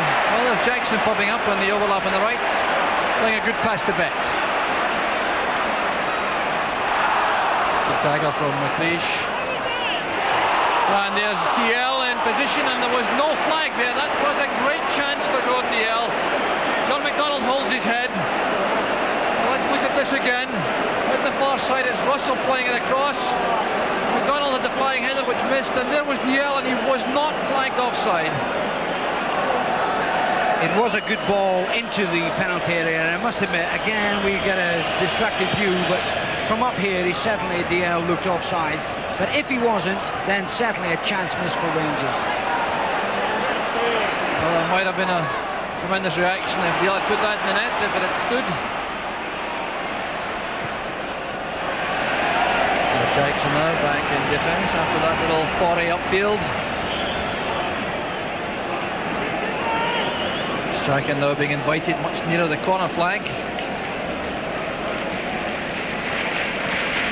And it's Strachan again, taking it back from McGee. It's past McClelland. Not too much weight on the cross. Cooper relieving the pressure for Rangers. This is a very good run from Cooper. Well, he's taken a lot of strain off the defence. Allowed players to get forward. Let's head it out.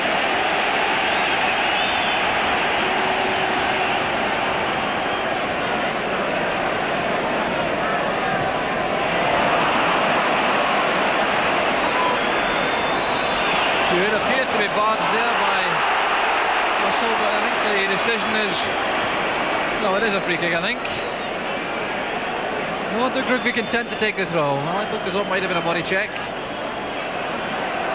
There's Neil Cooper.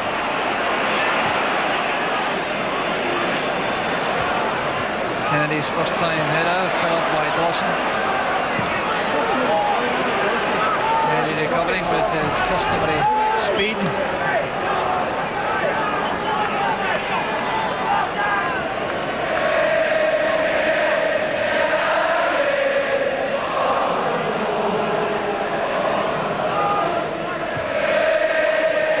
Too delicate, that pass from Bet. Now it's Strachan. Faulted by Russell. Now Kennedy. Strachan wants it short ahead of him. You see him still asking for it despite being closely marked. Far flung ball from McMaster. Well, he got up well above Alec Miller, but he couldn't get a lot of power behind the header. There's the cross going in from Simpson. McMaster did well to get to that.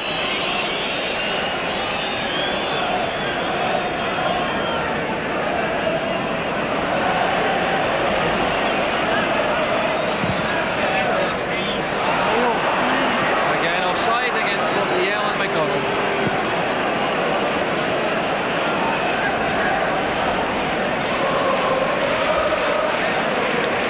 So a hold up before this meeting can be taken. Number 12 on the track for Aberdeen is Doug Bell. The man he's replacing is John McMaster. So the close control, intricate skills of Doug Bell prefer the midfield now to McMaster. McMaster didn't really get into the match, didn't impose his presence too much in midfield. Let's see what Bell can do as Kennedy takes a free kick. It's Bell involved right away, but it's beyond Hewitt. Well, that's the problem with having so many players in midfield. It's so crowded that you really have got to have that little bit of extra skill, the likes of Strachan's got and Cooper. I feel both teams at the present time are playing it a little bit wrong because it is so crowded in that area. They really should be looking to the both flanks to get that extra space and try and get behind each other's defence. Because in midfield and in the centre of the end, it's so packed, it's very difficult for anybody to make a pass without it being ricocheted off somebody else. So McDonald easing Cooper off that high ball, giving Aberdeen the free kick. Miller's forward pass, mopped up by Alec Miller. Yes, it looks like stalemate in midfield at the moment. The game perhaps going through something of a lull compared with the fireworks in the first half. Well, that's an unusual sight. Doug Rugby sent spinning by about the smallest player in the field, John McDonald. Certainly the smallest player in the Rangers side. There's the replay again. Catch weight contest this, McDonald and Rugby.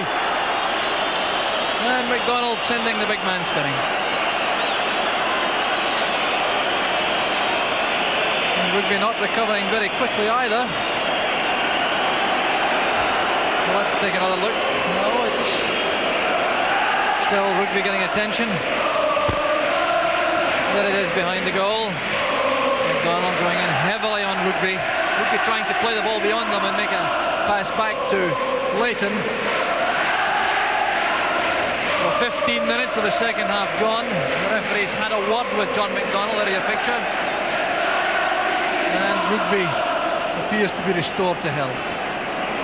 Yes, and I think it's a sign of a little bit of frustration by McDonald because Rugby is a big lad, but I just feel that the game hasn't flowed as we saw in the first half, and a little bit of frustration there. Still stalemate 2 at Wembley, as you see from that scoreline. QPR 0, Spurs 0. And still here at Hampden Park, Aberdeen 1, Rangers 1.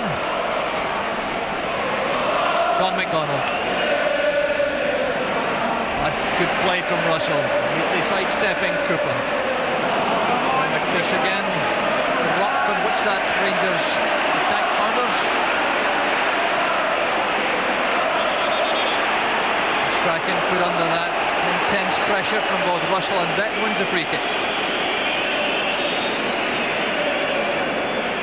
has shown enormous confidence this afternoon, Will Gordon Strachan. He's held the ball in the tightest of situations. He's asked for it all the time when he's been closely marked.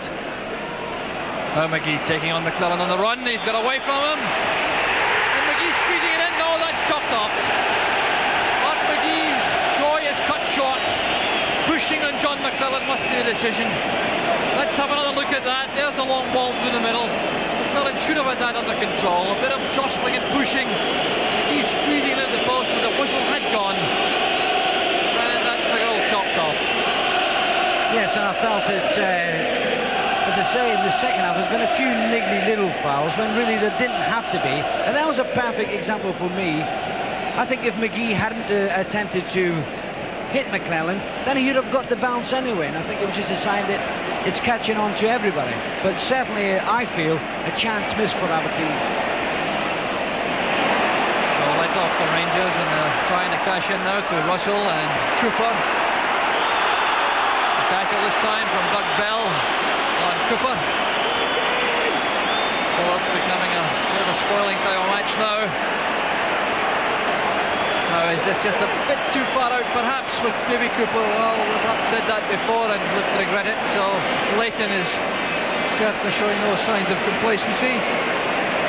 And Aberdeen showing the respect for Davy Cooper with a 5-man wall augmented on the flank by DL and McDonald. There's Dawson. And the referee, in fact, giving offside against John McDonald, who almost got a touch to that shot from Dawson. Look at he play, the short ball played square to Dawson. You could see McDonald, he almost got to that, but although the flag wasn't up on the far side, the referee gave the decision anyway. Strachan to Kennedy. Neil Cooper. See how tight it is at the edge of that box. Here's Strachan again, trying to find a way through. McGee taking on Miller, and that wasn't so very far away either. Well, McGee has certainly produced some amazing goals from that situation, coming in from the flank, driving at Alec Miller and then letting go with the left foot, not going far wide of the upright. See how it looks from behind the goal with McGee.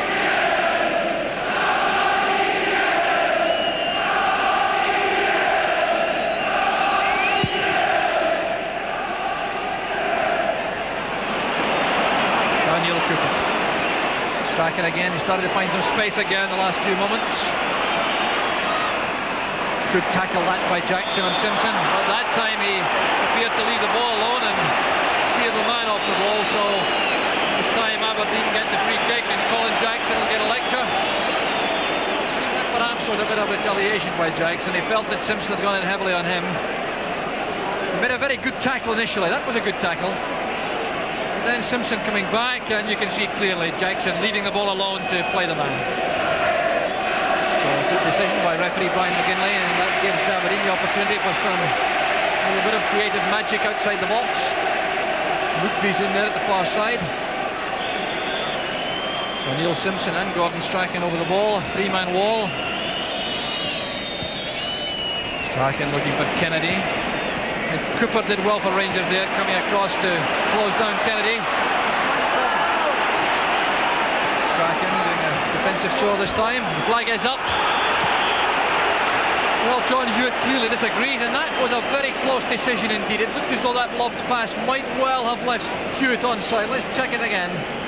There's the lofted ball now. Hewitt might well have broken from behind that line of defenders. Yes, I certainly felt that when Miller knocked that high ball off, Hewitt had made the run after he had kicked the ball, and for me, certainly onside. So here's Mark McGee.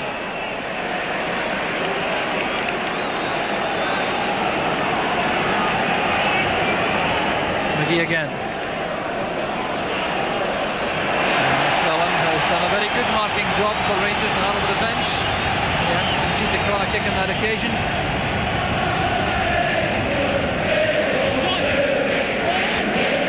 John Hewitt's gone out to take it. Woodby's in there. Hewitt Sliding it across.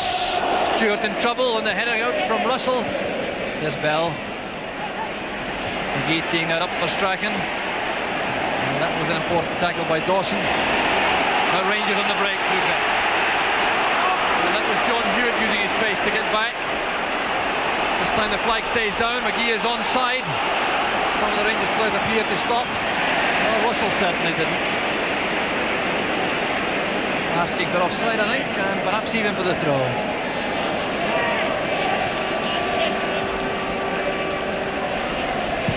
Cooper sending it in. Well judged clearance from Dawson. Well, it's a very difficult ball from McLeish towards Rugby. Rugby winkling that out of that difficult corner. Aberdeen start all over again with the attack from William Miller. Now Hewitt getting in behind Dawson. Clearly onside that time. And just over-carrying it. Well, Aberdeen, I feel, in the last 10 minutes have begun to get a little bit of grip on the game. And although they are missing out midfield on occasion, Hewitt in particular is making some good runs after the ball has been kicked. And again, made that break there, got behind the Rangers defence and was slightly unlucky for the ball to go for the goal kick. But that's the type of play that needs to be done if anybody's going to get a second goal. Aberdeen doing well again in midfield. Look at the pace of Kennedy now towards the wide mid-ball line, and he cut back. Well, it came too late. Kennedy had gone over the byline.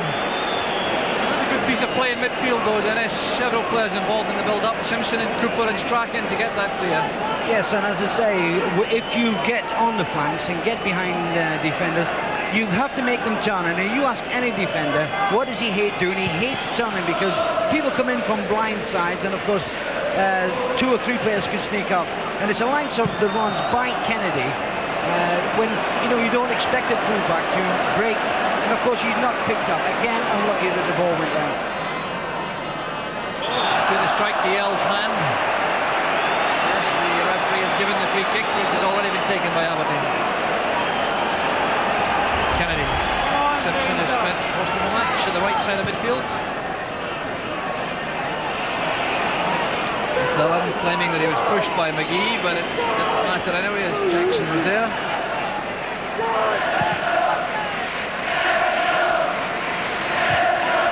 We're getting to that.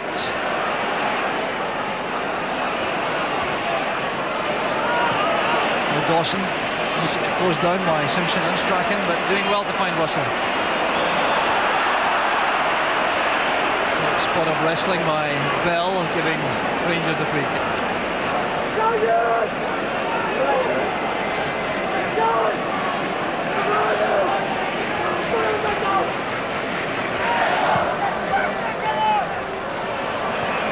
Kind of in a forward position. Has been for all the set pieces. Now Cooper. Well, clearly a foul there by Hewitt. Hewitt going back to help out Rugby. Now Rangers carry a lot of menace in this position. They've got McClellan, they've got Jackson, they've got Colin McAdam. Cooper to take the free kick. There's Russell. Well, he had open position there and he couldn't direct the header properly. This was an excellent chance, beautifully flighted in there by Cooper, found Russell all on his own. That's a very poor header from that situation. Well, Hewitt in the first place, for me I can never understand players given a foul in a dangerous situation, knowing Cooper. Now Cooper sees Russell unmarked in the penalty area, and what a marvellous opportunity for the young boy to put Rangers ahead. But as I say, it's the likes of Hewitt who committed that foul. And particularly with Cooper taking a free kick, he's got such a talented and deadly left foot that he could pick out anybody either with a chip or a strike, driving the crossbar.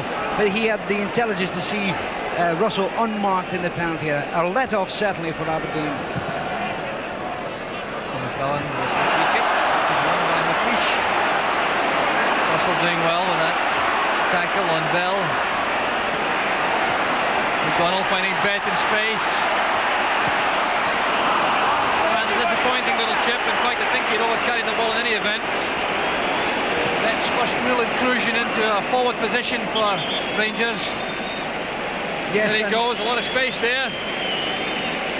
Now, he really might have done better with his cross because he had time to look up. He certainly didn't overcarry it, but he sliced it behind.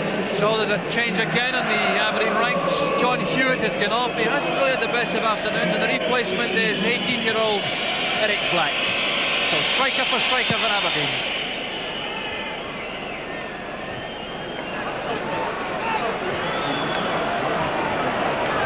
Black's first touch, almost releasing Strachan. Rangers have switched tactics to push McAdam alongside DL, with McDonald dropping back to left midfield.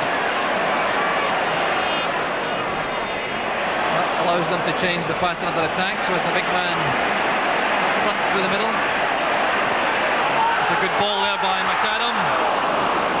An interception from Kennedy. Strachan. The match beginning to boil up all over again. The sun comes out over Hampden and Aberdeen come forward. Neil Cooper. That's for Black, and he just mistimed his forward run. You can see him trying to hold up the sprint forward to stay onside. Just out of luck. So Black has the very important task of linking up with Mark McGee up front now. Made his debut in the first team way back in October, and it was just 18 in the same month. He already scored some vital goals. 4 in all for Aberdeen in the first team this season.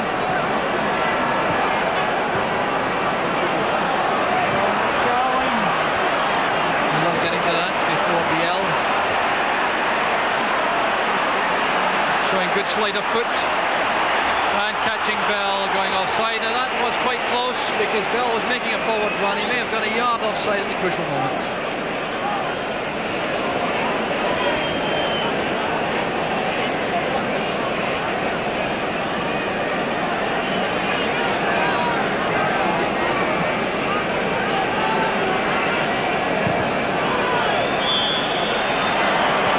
Offside as the Aberdeen defence came forward in unison. We approach the last 15 minutes of the match. Still Aberdeen 1, Rangers 1, and extra time becoming a real possibility. Cullen's headed away, it's picked up by Cooper. Well, it was a very hasty forward ball.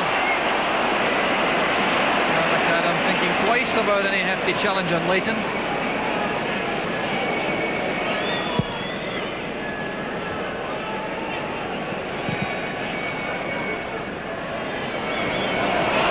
Simpson getting it forward.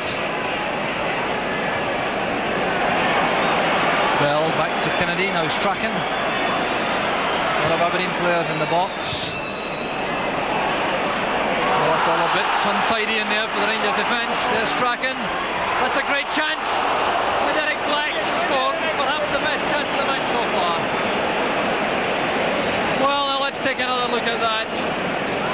Dawson in trouble. Strachan robs him. Makes a lot of pace going forward. The cross is there. There's Black. And how easily that could have been Aberdeen's second.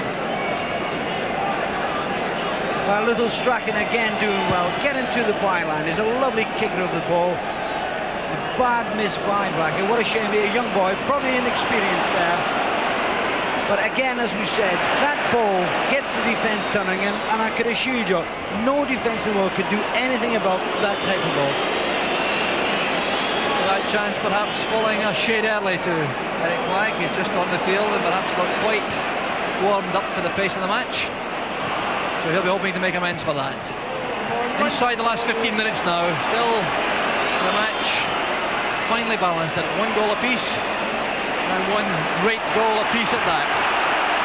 There's McLeish with the clearance. Well, there's the clock showing the half-hour mark in the second half has been passed.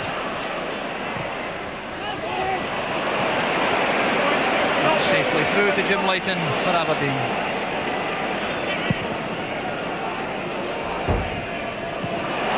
It's misjudged by Jackson. Black going in behind, and McClellan recovering well, and there's the latest score from Wembley. Still 0-0 there between Queen's Park Rangers and Spurs. They haven't been as fortunate as we have to see two memorable goals. Now Rugby for Aberdeen. That's a good ball that towards Kennedy, I think, initially. Strachan has been an even better ball. And the shot from McGee just going wide. That was a good build-up that time from Aberdeen. Swept across from the left from Rugby. Strachan took over, measured the pass for Kennedy. Now the driven early ball, played by McGee. Just look how close that was. Again, Strachan involved. He just waited the pass, as you say. A nice ball in by Kennedy. Again, the defenders, honestly, they hate that type of ball in there. And McGee, a bit unlucky to knock it past. Head flick on from DL. McLeish going for that ball. It's bouncing awkwardly, and Cooper cashing in. Kennedy biding his time. Very cool to play it out. That Rangers have the corner kick. And now the action switches to the other end. Simpson, number 10, going onto that post. Jackson in the box. Tommy McLean warming up behind the goal as Cooper takes this out swinger. Fine header in. Cordial it was, and the save from Jim Layton was absolutely excellent. Check it again. There's Cooper's corner kick. Powerful downward header by DL. Layton seeing it through a forest of players, doing very well.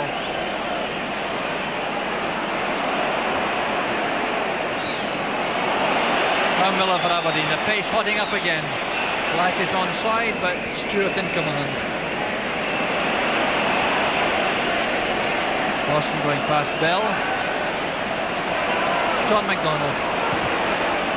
It's a run from a forward player. Coming very late from McAdam. McLeish engineering the throw.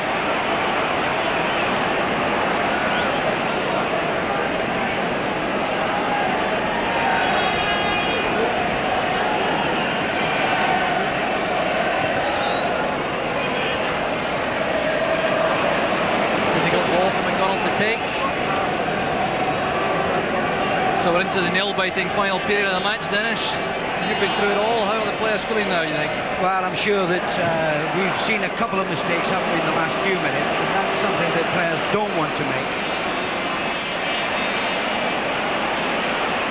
Still 100% effort being shown out in the field. Notably that time by McGee. He's won the free kick. The challenge by Russell. Taken very quickly by Simpson. That almost reached Strachan.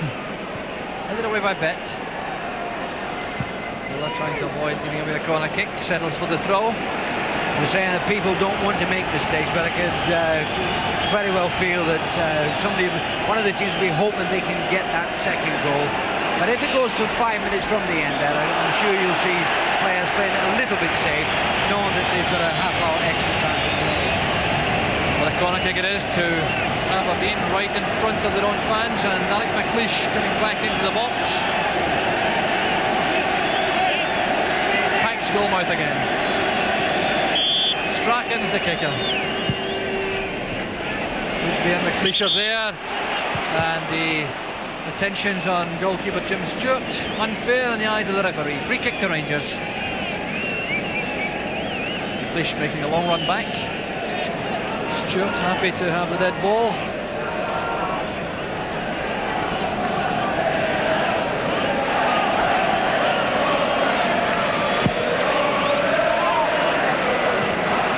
Left. Doug Bell for Aberdeen. Getting away from McDonald. A good run from Bell. He's behind Dawson. Back. Good dummy. With Strachan. And McClelland is the hero for Rangers. Well, what a great move that was on the right from Aberdeen. It was all about Doug Bell on the right. Getting away from Dawson. Playing it back. A great dummy from Black. There's Strachan. And after quite control it right up the first time, McClelland getting in the clearance. The corner kick again for Aberdeen. Again Strachan to take it. Great first time volley from Bell. And that cannoning off the head of John McClelland. Another corner kick. Now that was a marvellous effort from Bell. Watch it again. Strachan's corner kick driven to the far side. The first time shot, and just as well McClellan got in the way. Well, Aberdeen making their intentions perfectly clear. They want to win it. Their first attempt within the 90 minutes. So that's Strachan's corner kick again. McLeish underneath it. Chance now for Bell to return it. Bell again. Strachan calling for it. Almost sneaking it in. And appeals for handball, I think, against Strachan on the far side, but ball turned behind. Let's take a look at that again. It was Bell who had the chance to cross it. Came straight back out to him. This time it's over to the far side. Strachan, did he use a hand? Well, in any event, wide of the post. Let's see it from behind the goal. Again, it's Bell trying to prize open the defence. Back it comes again. Well, let's see if Strachan used an arm. Well, he might well have done. Perhaps just as well it went wide. There's Eric Black. Now Strachan. Great little bit of vision there from Strachan to find Kennedy. Far post ball from McGee. Can he hit it back? There's Black. And Strachan. And the save of the match from Jim Stewart. Well, that was quite incredible. Kennedy it was. Lofting it across. McGee doing well to play it back. Look at the overhead kick from Black. There's Strachan. And Stewart getting the tips of his fingers to it.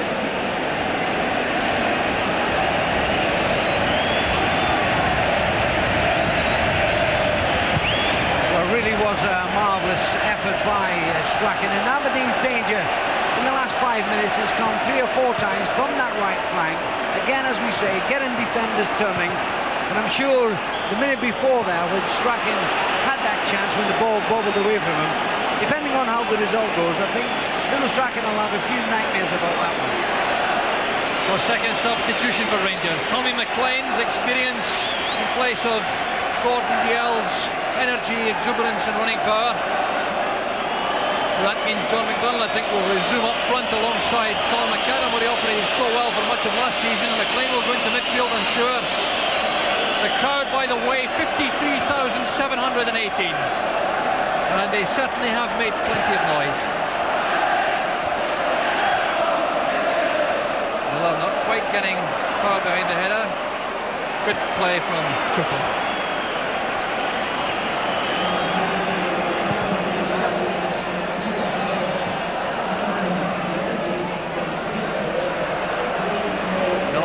Scott that for the Rangers throw.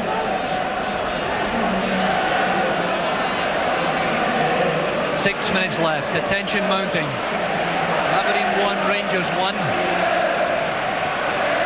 Remember, there will be 30 minutes of extra time if the deadlock is not broken. And if it isn't broken after that, a replay on Wednesday the 2nd of June.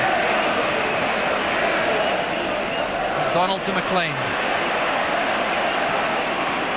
Russell, McLean wants to return. Oh, he's deadly with these cross balls. See the top of the bar, back in from Cooper. And Leighton was completely at sea after that came off the bar.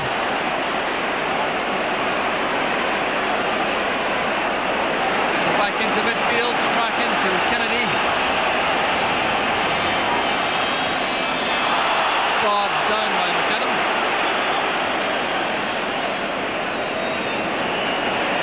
Strachan in a hurry with that free kick to Bell. Fine tackle from Colin Jackson. Well, I'm surprised that Rangers hadn't brought on McLean certainly 50 minutes ago, because that's the type of thing that they were lacking. Somebody going down the flanks, getting again the defence turning, and a ball knocked in. And I thought for a moment that Jim Leighton felt it was going over, but it hit the crossbar, came back. Cooper had the header then. A bit of a scare for Aberdeen. But if Rangers are going to get into the game much more, then the type of play that McLean does, that's where they're going to get it. FA Cup lady score, still 0-0 there at Wembley. Queensport Rangers against Spurs. And here at Hampden, that look at the clock a moment ago, showing that we're inside the last 5 minutes, still one apiece. Long range effort from Neil Cooper, just making Jim Stewart look a little bit lively a moment ago. So there's John McDonald, the goal scorer for Rangers in 15 minutes. Back into a striking position alongside Colin McAdam.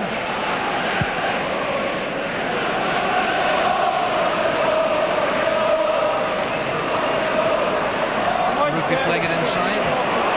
It's beyond McLean from Bet, but Jackson's there. And now Dawson. Willie Miller being eased off the ball by Colin McAdam.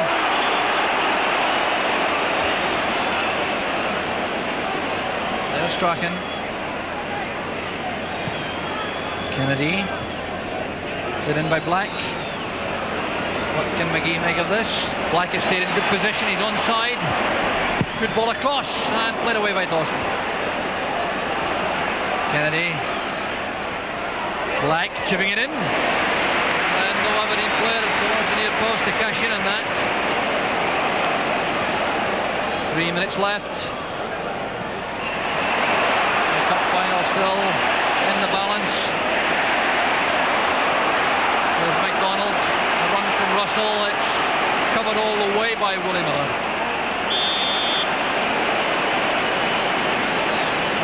Well, there were 4 Premier League matches between the sides throughout the season. 2 3-1 wins and a 4-0 win for Aberdeen, a 0-0 draw at Ibrox. But it couldn't be more evenly contested now.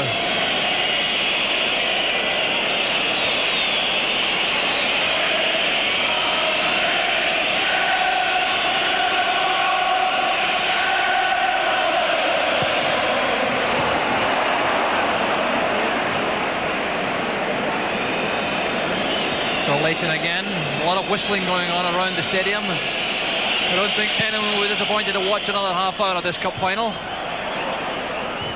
And with 2 minutes left, that prospect becoming more and more likely. A layoff from McDonald, long chase for Russell, couldn't quite make it.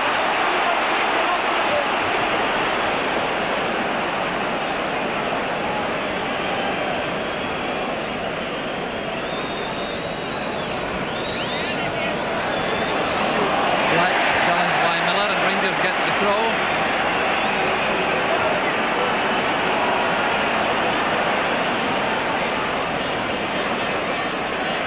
90 seconds left. Tommy McLean.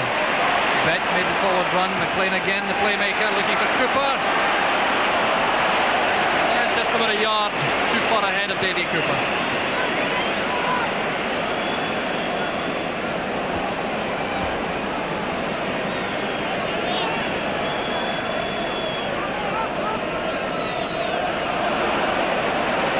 McLean again. It was well read by Black. He did well to cover that run forward from Miller. Now Rugby.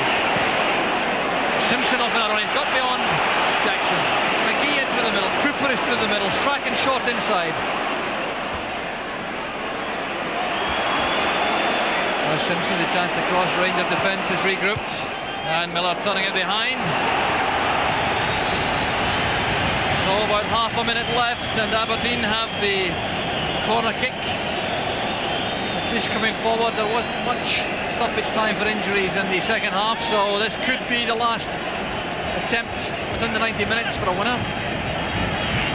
There's Strachan. 12 is Doug Bell, 5 is Alec McLeish. Strachan putting it in, Stewart punching it clear. Seconds ticking away for Strachan. Foul there by Cooper. The 90 minutes have come and gone. We're into time added on for stoppages. As Davy Cooper is booked for that body check on Strachan. So the free kick to Aberdeen. Well, there wasn't much time lost for injuries, so the whistle could go at any time. Rugby shot to Simpson. Into the packed box. Scrambled away by Rangers. We've had half a minute of injury time and the referee's checking his watch. Aberdeen still on the attack.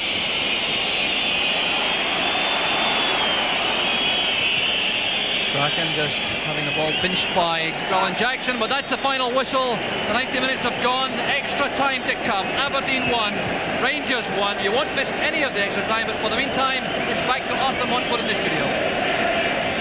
Thank you very much, Jock Brown. We will be going back to, of course, to Hampden to see the whole uninterrupted extra time. But let's go straight to Wembley. The closing moments of that game kicked off a little later than the match at Hampden, and the score is still Spurs 0, Queen's Park Rangers 0, as we rejoin Brian Moore briefly. Hewden.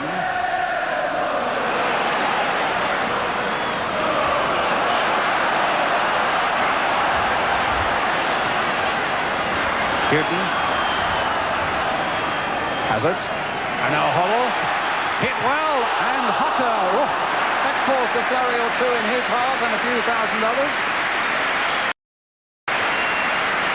Because Hoddle, when he hits those, they normally stay hit. It might have moved a little bit and he got it at the second attempt.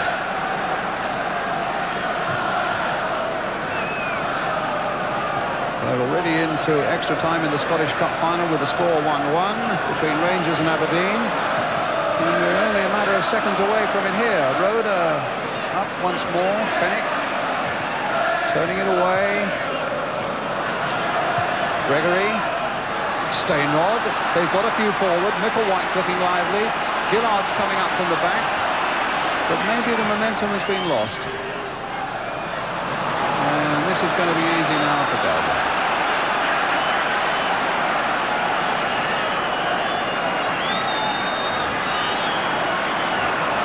We're into time added on for stoppages.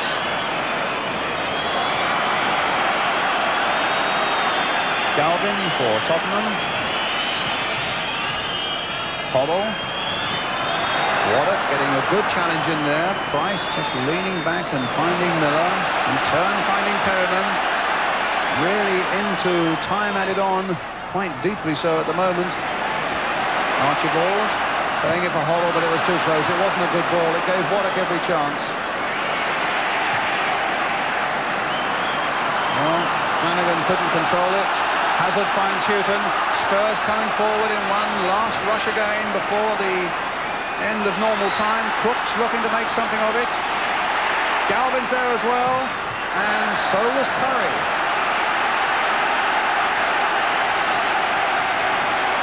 So a Tottenham corner. Clive White's looked at his watch. We've played just over a minute of time added on.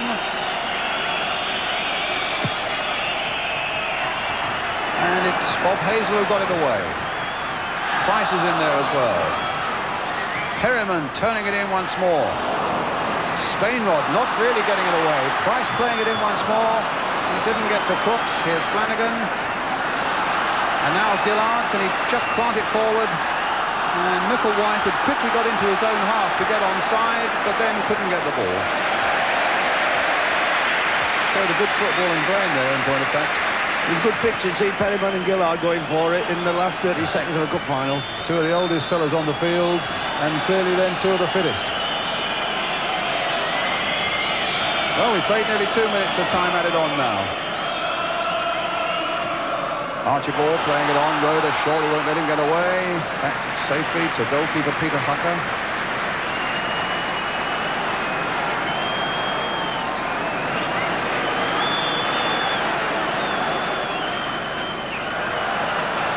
Come on, says Clive White, get rid of it.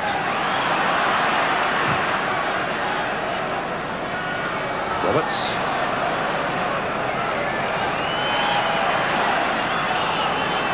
Miller.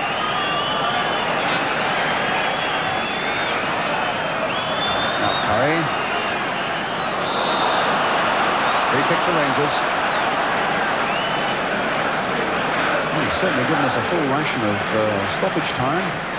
I'm not sure if he's keen on extra time, bro. I think there may be one or two out there aren't either.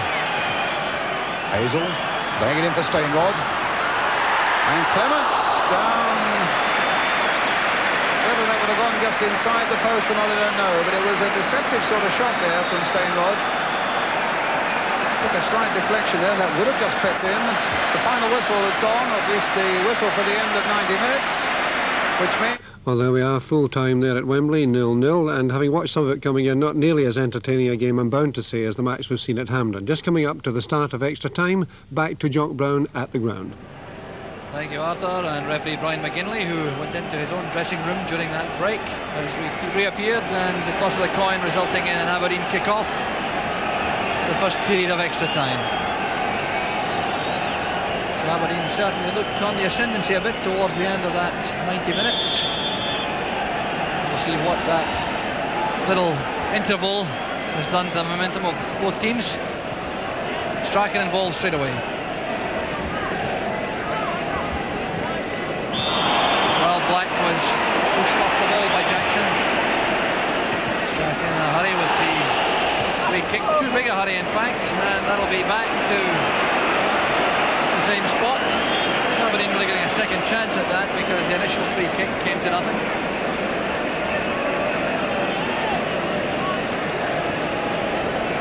There certainly ought to be a lot of weary legs out in the field after the effort that's gone into the 90 minutes. Strachan's free kick.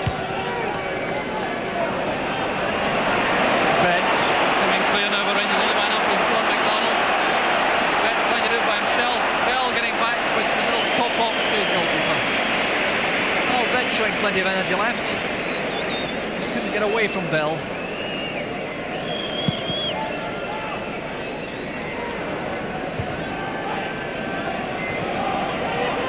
Well, of course, the extra half hour is a very testing time, and some of the older players, the legs might give up. But it's also a time when mistakes can be made and games lost. John McDonald, the Rangers. Obstruction by Cooper.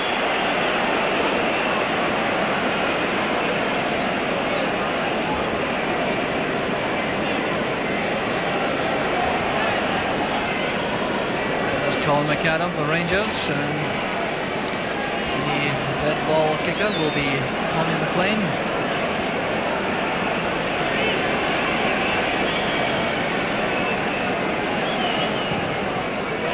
Towards Jackson, well claimed by Leighton. A long run back for Jackson.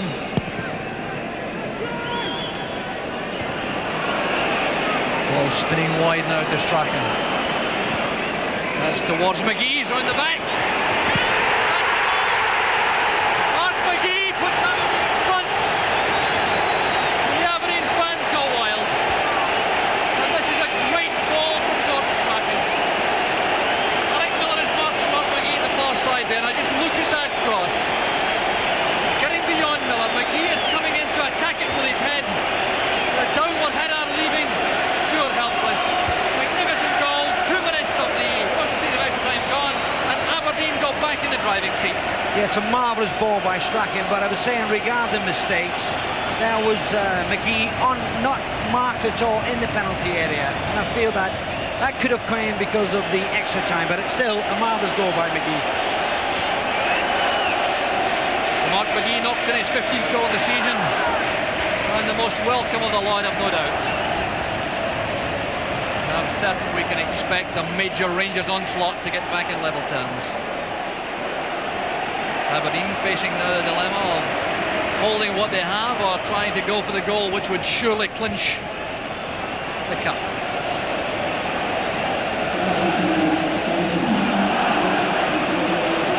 Now Simpson for Aberdeen. Setting off on a run himself. With short on support, and he's blocked there by Lawson. Just look at these Aberdeen supporters. Right now that long journey has been well worthwhile. And there's the happiest man I put out in Hampden just now, Mark McGee, the scorer of that goal. And again matching the earlier two in quality. There's Bell now getting into the blind side of the Ranger defence, and that's John McMillan's telescopic left leg rescuing Rangers. Bell again. Pulled down by Russell.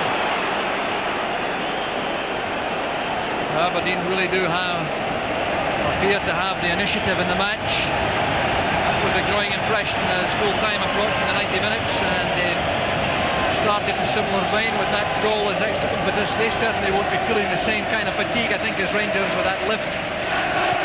Simpson playing it in, Bell just can't quite reach it. Black rather with his header, and it was Bell with the long-range shot. Well, I think another let-off for Rangers there, as I think it was McClellan who just stuck out a toe, because Neil Cooper was coming up on the blind side there and would have had an empty net to get the third goal. But Aberdeen, I think, deserved their lead in this part of extra time, because in the latter part of the second half, they were the team that did the most attacking. They broke down both flanks, mainly on the right. But that, and as we said there earlier on, if you're going to get goals, that's where they're going to come from.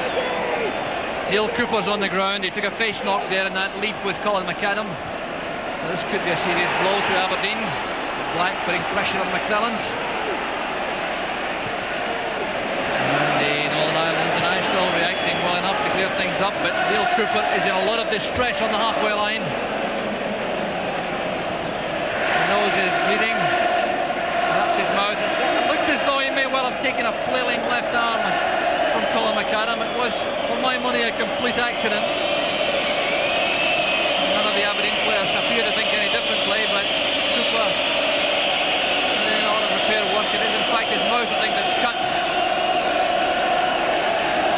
Well, let's have another look at this. Yes, it was that left arm, I think, of Colin McAdam, which was flying a little and caught Cooper in the mouth. Well, it will certainly take a great deal to prevent Neil Cooper from winning the match. Again, a view from behind the goal. Well, the terrace is populated by Aberdeen supporters. The nose, in fact, has been damaged.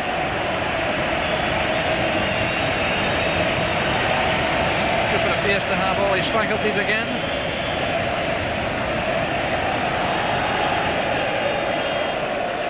So Black now robbed by McClelland.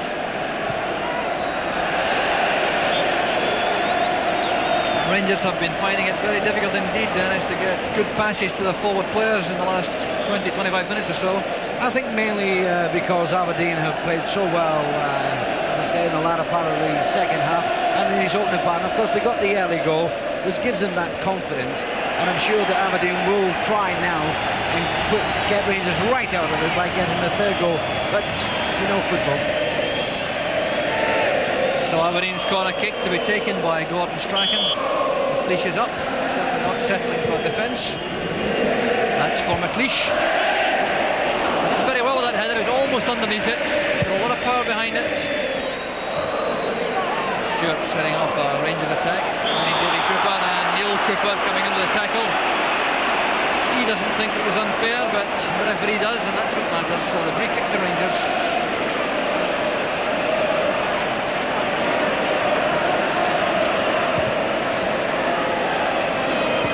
John McDonald trying to turn in the box. McLeish not being tempted into a rash tackle.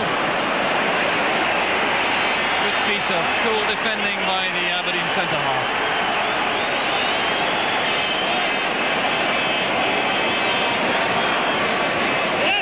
7 minutes of the first period of extra time left. Cooper's corner kick. Jackson controlling it, but now Eric Black has the chance to go on a run. Supported in the left by McGee. Well, that's great running from Simpson. He's covered fully 60 yards to get the end of that pass. Told is letting him down there. Miller making the tackle.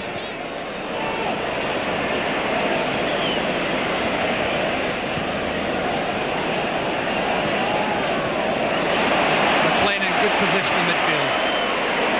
Again, too much pace on the pass. No chance for Cooper.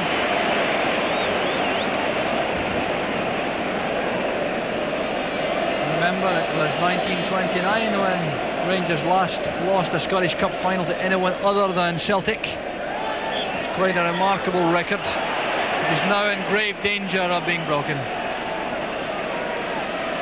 Aberdeen's last cup win in 1970 when they overcame Celtic. No survivors on that team in this Aberdeen side.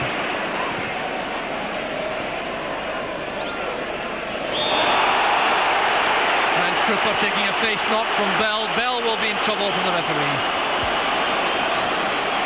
this again. Pass going forward from Dawson. Cooper slipping the ball inside and quite comprehensively taken out of the play by Bell. Well, the result is a booking for Doug Bell, about which he can scarcely complain. Cooper is off with the free kick too quickly. The referee had finished his paperwork. It's Colin Jackson in the box for Cooper's kick. Jackson coming in strongly, covered by Rugby. Now Cooper heading it out. Russell's return ball, Willie Miller underneath it. Now Aberdeen in the break again. McGee with Black. Black has got a lot of pace. Now this is the chance to clinch the match for Aberdeen. Great save from Stewart. Danger still not over.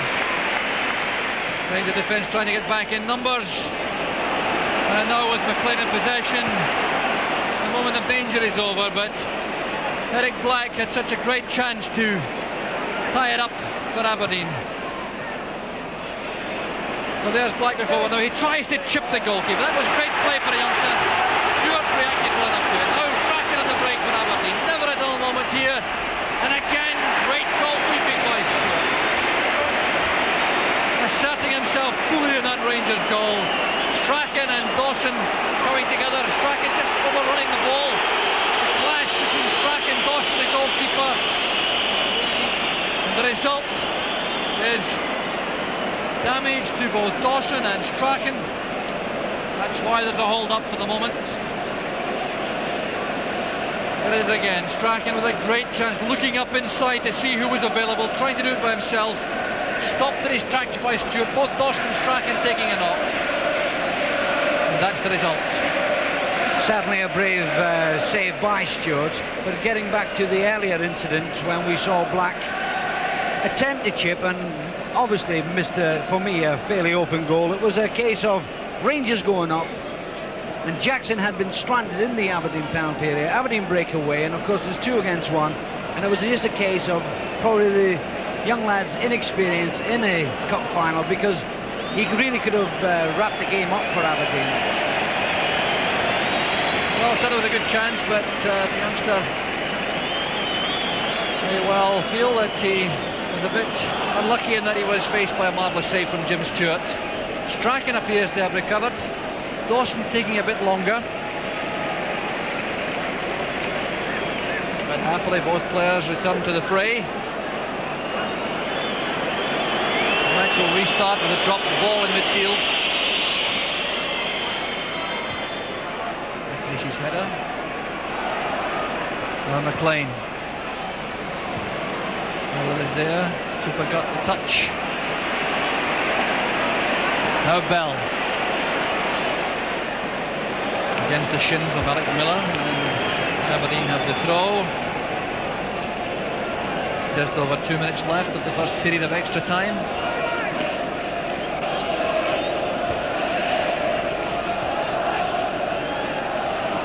Here's McGee taking on the defence single-handed. He's still coming forward.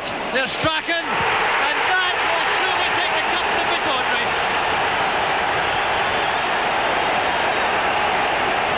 Strachan celebrates in typical fashion, but it was all down to Mark McGee. Look at this forcing run.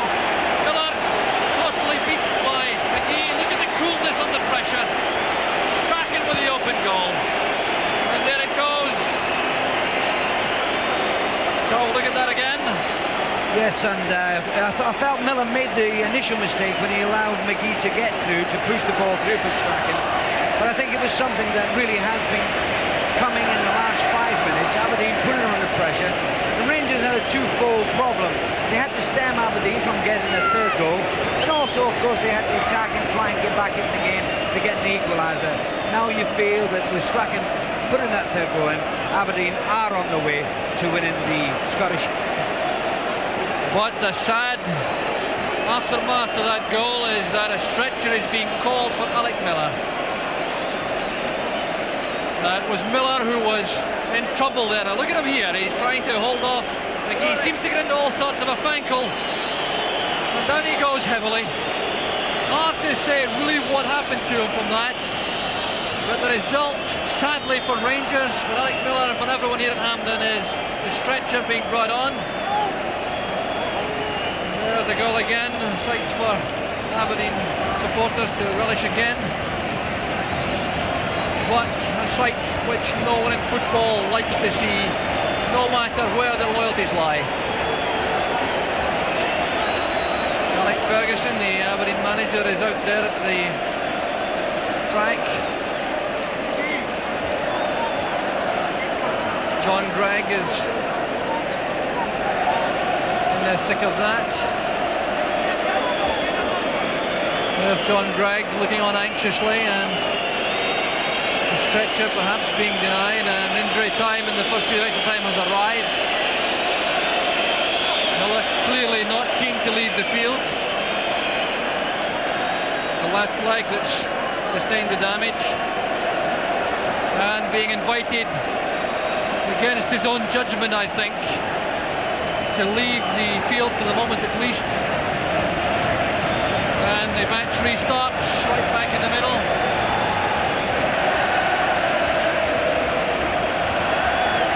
Cooper off on the run, Rangers reduced to 10 men, and went injury time in the first period of extra time. Colin McAdam. That, by the way, Gordon Strachan's 20th goal of the season, 13 of which have come from the penalty spot. Cooper holding off Rugby. Free kick to Rangers. Miller still off the field, way behind the Rangers goal, as Bet lines up the free kick. Rangers now throwing everyone into the box. The only man back is Ali Dawson.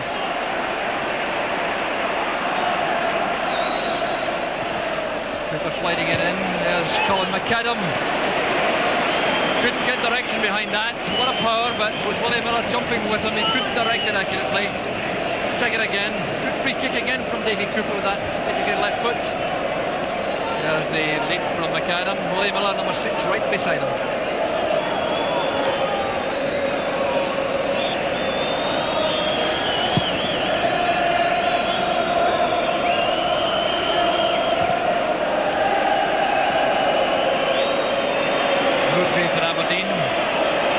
Is in behind McClellan, another chance for Aberdeen. And that's outside of the post. Great effort from Black. The ball is out. I think a corner kick should be given, yes. And Strachan's appeal for handball being waved aside by both the linesman and the referee. But that was great play again from Eric Black. There he is, in behind John McClellan, coming in from the left, the outside of the right boot. Stewart was beaten, but the post saves Rangers.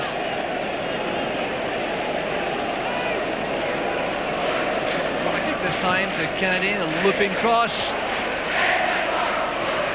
Nice kick from Russell and from Bell. Fatigue setting in. And this time McGee was offside. Rangers certainly have got a problem. Apart from being 3-1 down, they've now reduced to 10 men. And Aberdeen still attacking and attacking. And the boy Black really has been a bit unfortunate. If he looks back on the game, he really could have had 3 goals. And there he goes again, Eric Black. Pass out wide from McGee.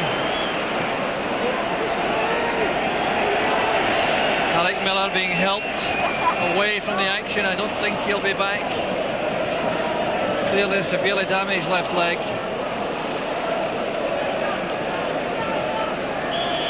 The half-time whistle goes, and extra time.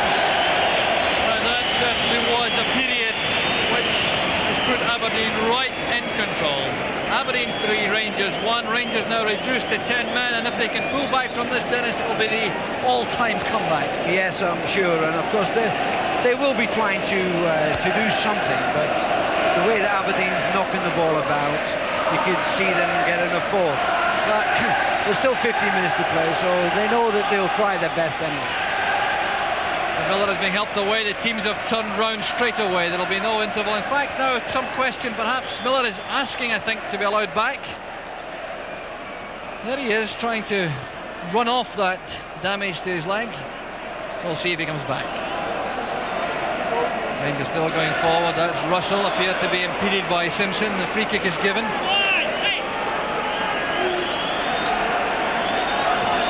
And now down below us, Eric Miller is signalling that he wants to come back. Well, is his courage above and beyond the call of duty, perhaps? Wouldn't expect much else from Miller. If he can still hobble on, he may have a contribution to make. Simpson, Cooper's free kick, rather.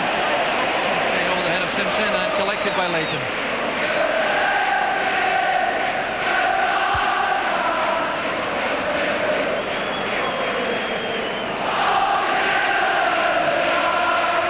The Rangers choir still will not lie down. They're trying to inspire their favourites to one last dying effort to save the match.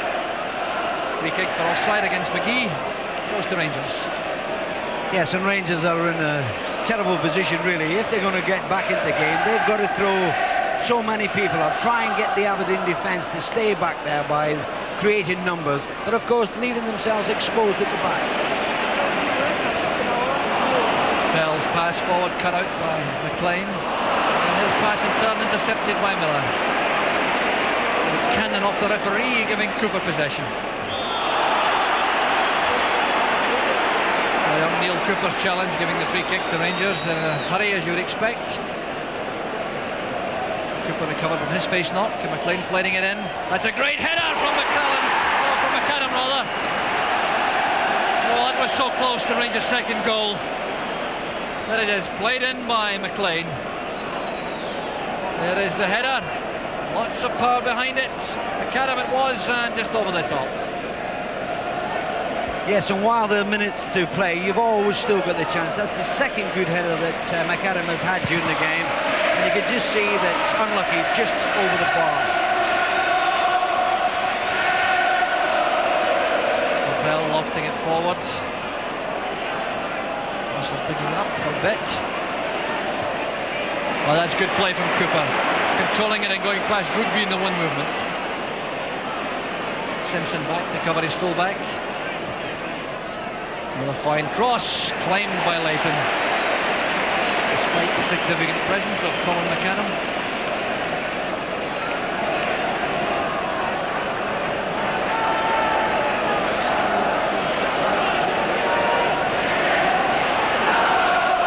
Well, Stuart Kennedy in no hurry at all.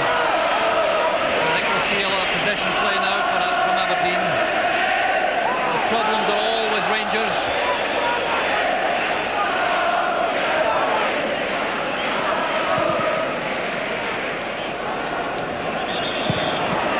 Black and Jackson elbowing each other. Black was the main culprit, so Rangers allowed to proceed from that free kick. Foul by Miller and McAdam.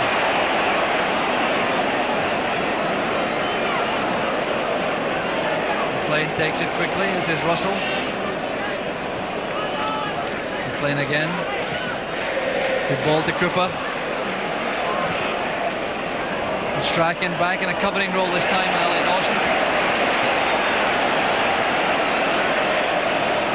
Well, the sponsors, Weather Shield double glazing, I think will nominate a man of the match after it's all over, and it'll be a very interesting selection. Any thoughts on that, Dennis? Sorry, Chuck, I was watching the play there. It was just another attack by Aberdeen. Waiting you to give an opinion on the man of the match. The man of the match for me would probably be Little Strachan. He's worked. So there's a few good players really. Cooper for Rangers, I think McLeish for Aberdeen, but certainly Little Strachan has played magnificent. Russell's cross is beyond McAdam. A chance for Bet. Well, he might have had a go first time. Chose to try to control it. There's Dawson. McAdam. And the arrival of Rugby prevented a shot and goal.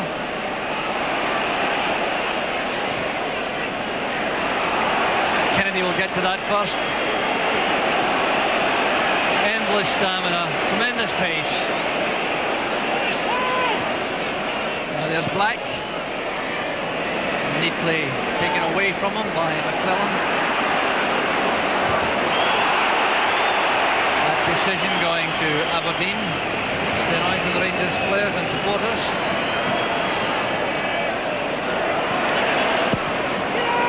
clearance.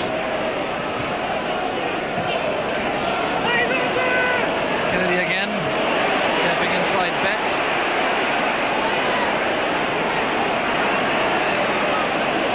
Strachan and Bell together. There's Cooper breaking through. A chance now. This will be the fourth goal for Aberdeen. And Cooper puts it in with tremendous relish.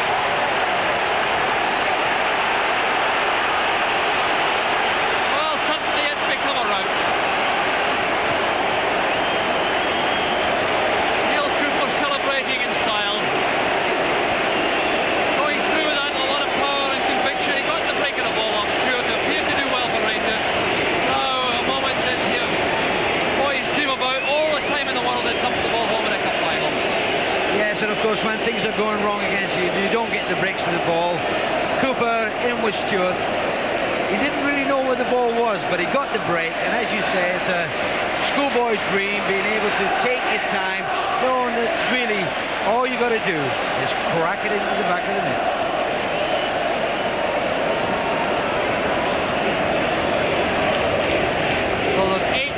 Minutes left for play. Trying to signify that, you can see that for the 5-minute mark just achieved, and the score Aberdeen 4, Rangers 1. And while all that was happening, Alec Miller left the field, unable to carry on, and John McClellan almost snatching one back for Rangers.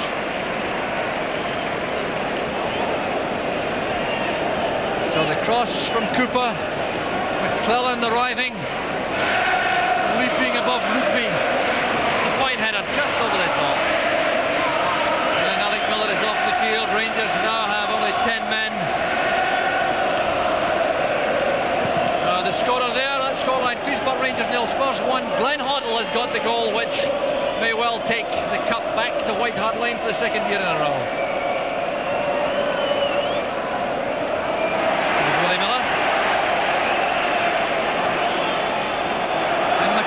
Played black onside.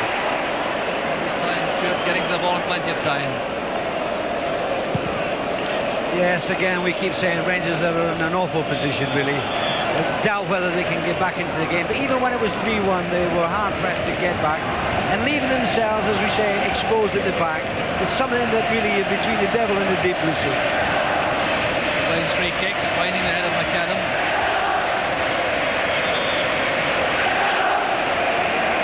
Decision going to Aberdeen, clearly indicated by the linesman.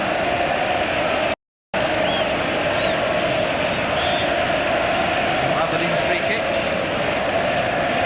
Rugby joining Strachan with the socks at the ankles. So a sad final match for Colin Jackson, the Rangers centre-half, his last match for Rangers. He hoped it would be another cup medal to add to 3 he already has, but there's surely now no chance of that.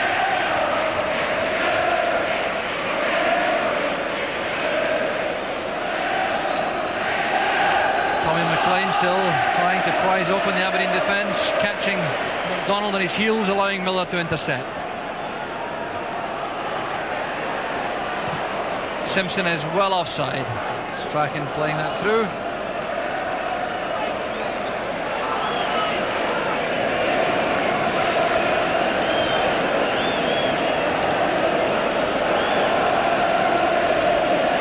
So John McClellan with a free kick for Rangers.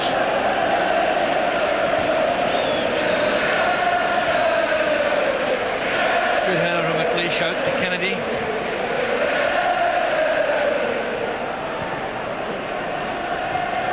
Good jump that from Black. Finding him behind Jackson again. And McClellan measuring the pass back. Asking for the throw out. Inviting someone to come short. There's no takers, so Rugby's header gives Rangers the throw.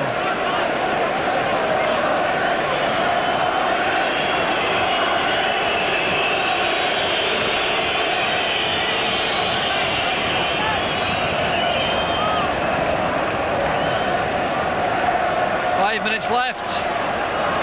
McLean lining one up with the left foot. And no luck at all for little Tommy McLean. 5 minutes of extra time left for Aberdeen really to relish and enjoy, and for Rangers to endure. There's Bell, advantage allowed.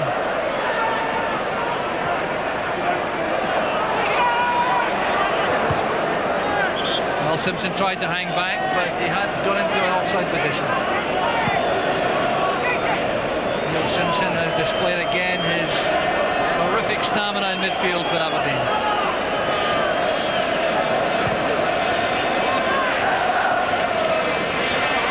McAdam barging his way past Miller, Fish coming across, and McAdam running out of luck.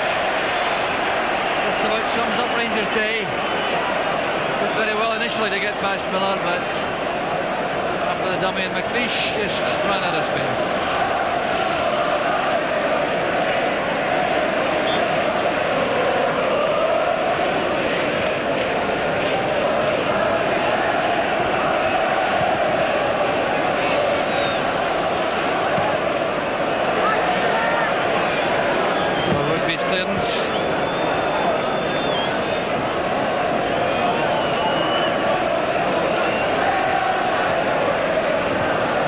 Score from Wembley, the equalizer for Queen's Park Ranger was Pinnock, equalising a goal scored by Hoddle.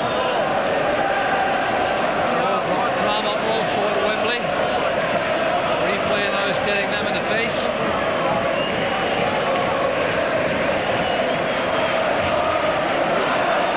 Minutes left to play.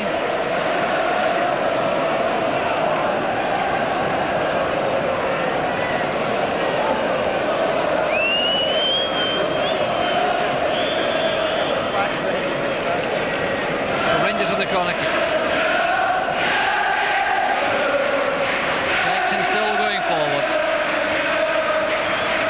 People playing it in. Rugby getting to that before anyone else.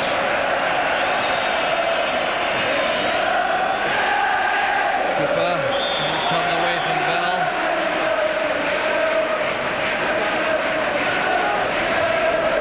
Rangers free kick. Cooper again. Once again, Rugby heading it away. Pass back to Strachan, resulting in McAdam falling over the figure on the ground, which was Doug Rugby.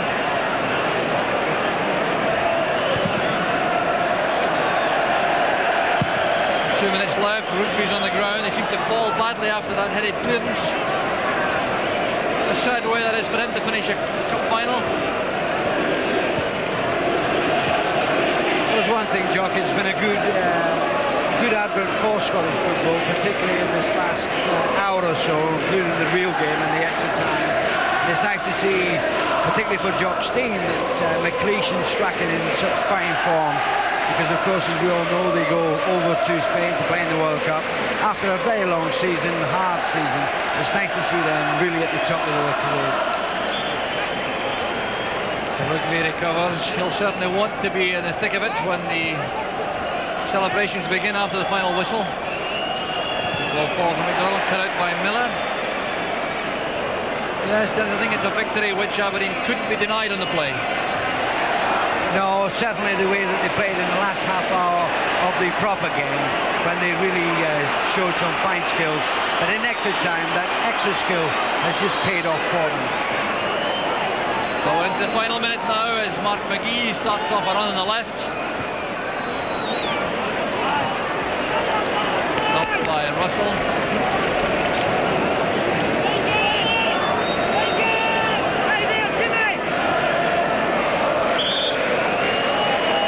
Simpson leaving that to Rugby. 30 seconds left.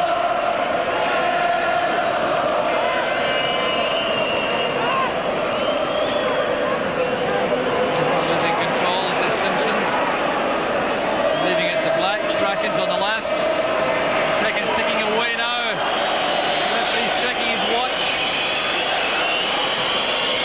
Strachan stopped by Cooper. And a good tackle that also by Davy Cooper as the 30 minutes of extra time come to an end. Barely enough time for the corner kick to be taken. Strachan enjoying the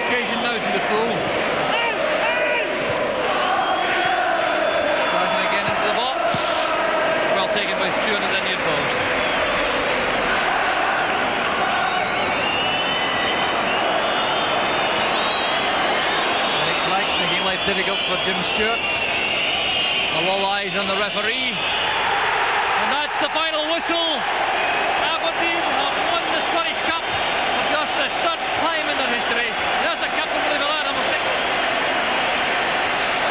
Handshakes from Colin McAdam. Don Gregg, the Rangers manager, thoroughly disappointed, offering a congratulatory handshake to Alec Ferguson, who looks remarkably restrained, if you recall the way he reacted to the League Championship win a couple of years ago. Obviously delighted, the Aberdeen manager, as well he might be, not only with the win, but with the style of victory. Final score 4-1, one each after 90 minutes. Donald for Rangers. Equalizer came in from Eric McLeish, and then extra time goals from McGee, Strachan and Cooper, making it 4-1 on the occasion. And Rangers finishing up sadly defeated with Alec Miller off the field, leaving them with only 10 men. So the celebrations are on, and Andy Melvin's in the thick of that crowd down there. Let's see if he can find any Aberdeen player to express his opinion on the situation in the match.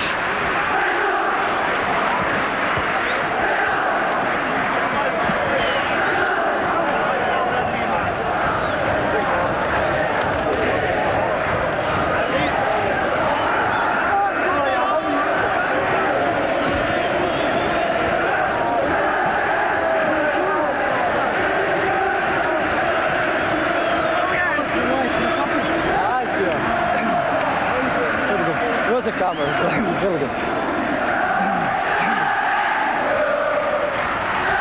Well, with me a very, very happy Alec Ferguson. Alec, you must be delighted not only with the victory, but by the way they won the cup. Well, it's a manner we wanted to entertain, we wanted to win, and we've done the both. We certainly didn't start well, but we sort of prepared that way, that there may be some nerves. But, magic. And the second half, they started to do it. They started to do it. Extra time was just icing on the cake. Were you worried at 1-0? Well, you're always worried because you knew you could play better, Andy, you know. But they did well. They did well. You know, I'm proud of them. Alec, let's go in and you can enjoy Willie Miller lifting the trophy. Thanks a lot. So the latest news from Wembley. In fact, the final score, Queensport Rangers 1, Spurs 1, a replay there. And there's the presentation of the Scottish Cup. The Aberdeen skipper, Willie Miller, with the moment he's been waiting for so long. Holding the cup aloft for the Aberdeen supporters who've travelled down here in such great numbers. Incidentally, the Man of the Match award was presented in the midst of all that to Alec McLeish. So Willie Miller coming down the steps. Jim Leighton, thoroughly elated. John McMaster holding a couple aloft. There's Stuart Kennedy going down the stairs. Mark McGee, one of the goal scorers. Good rugby. He's found the red and white tammy. And young Neil Simpson, one of the new players have come to the fore this season for Aberdeen. Black, just 18 years old, a moment he'll never forget. Another 18-year-old, Neil Cooper. Gordon Strachan, the man who dictated most of the play in midfield for Aberdeen. John Hewitt. Doug Bell, and the man elected man of the match, the Scotland centre-half, Alec McLeish.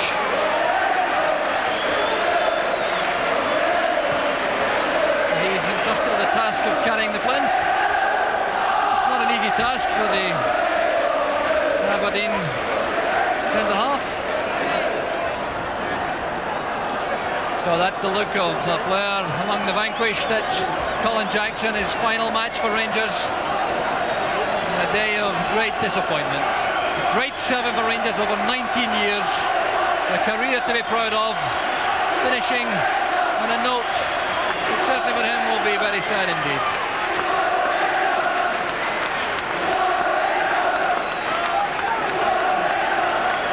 Jackson towards the end of the queue of Rangers players going up for the runners up middle as Aberdeen come down to face the photographers. Well, skipper Ali Dawson, well, you can see the difference in the faces of the two captains already. Ali Dawson looking disconsolate as well he might. Jim Bett the same. There's the sad line-up of Rangers players.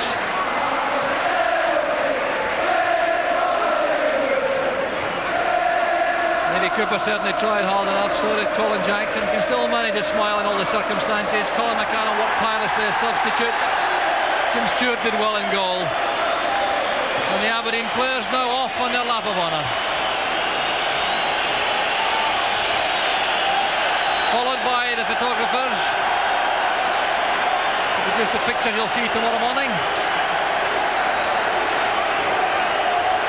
So Aberdeen won the Cup in 1947, they won it in 1970 by beating Celtic 3-1.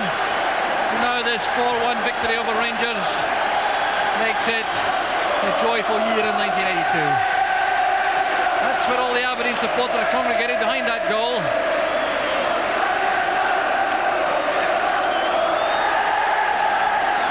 And still at the other end, the Rangers supporters singing their praises for their favourites. So that's the happy scenes for Aberdeen supporters and players in Hampden Park. The final score again, Aberdeen 4, Rangers 1. And with these scenes here at Hampden, I'll hand you back to Arthur Montford in the studio. Commentator at Hampden Park was Jock Brown, summarised by Dennis Law, and a reporter there on the field. First man to talk to the Aberdeen manager after the game was Andy Melvin. Well, in my Scotsport preview last night, I tipped Rangers to win, so it gives me great pleasure to congratulate Alec Ferguson and his players on what turned out to be a superb victory. Coupled with an apology to younger viewers who hope to see Worsley Gummidge, but as you can appreciate, our extra time at Hampden took care of that, and Worsley will pop up another day, another time. We'll also pop up in just a couple of minutes because we've got the package, an edited package of the dramatic extra time at Wembley. The final score there, incidentally, was 1-1. I think you heard Jock Brown say that. And it was quite a remarkable second half of extra time. And we'll have those goals for you shortly. And we're also hoping to go back to Hampden Park. And in addition to that, a final word from our two studio guests. But right now, we'll take a break. Rejoin us in just a couple of minutes.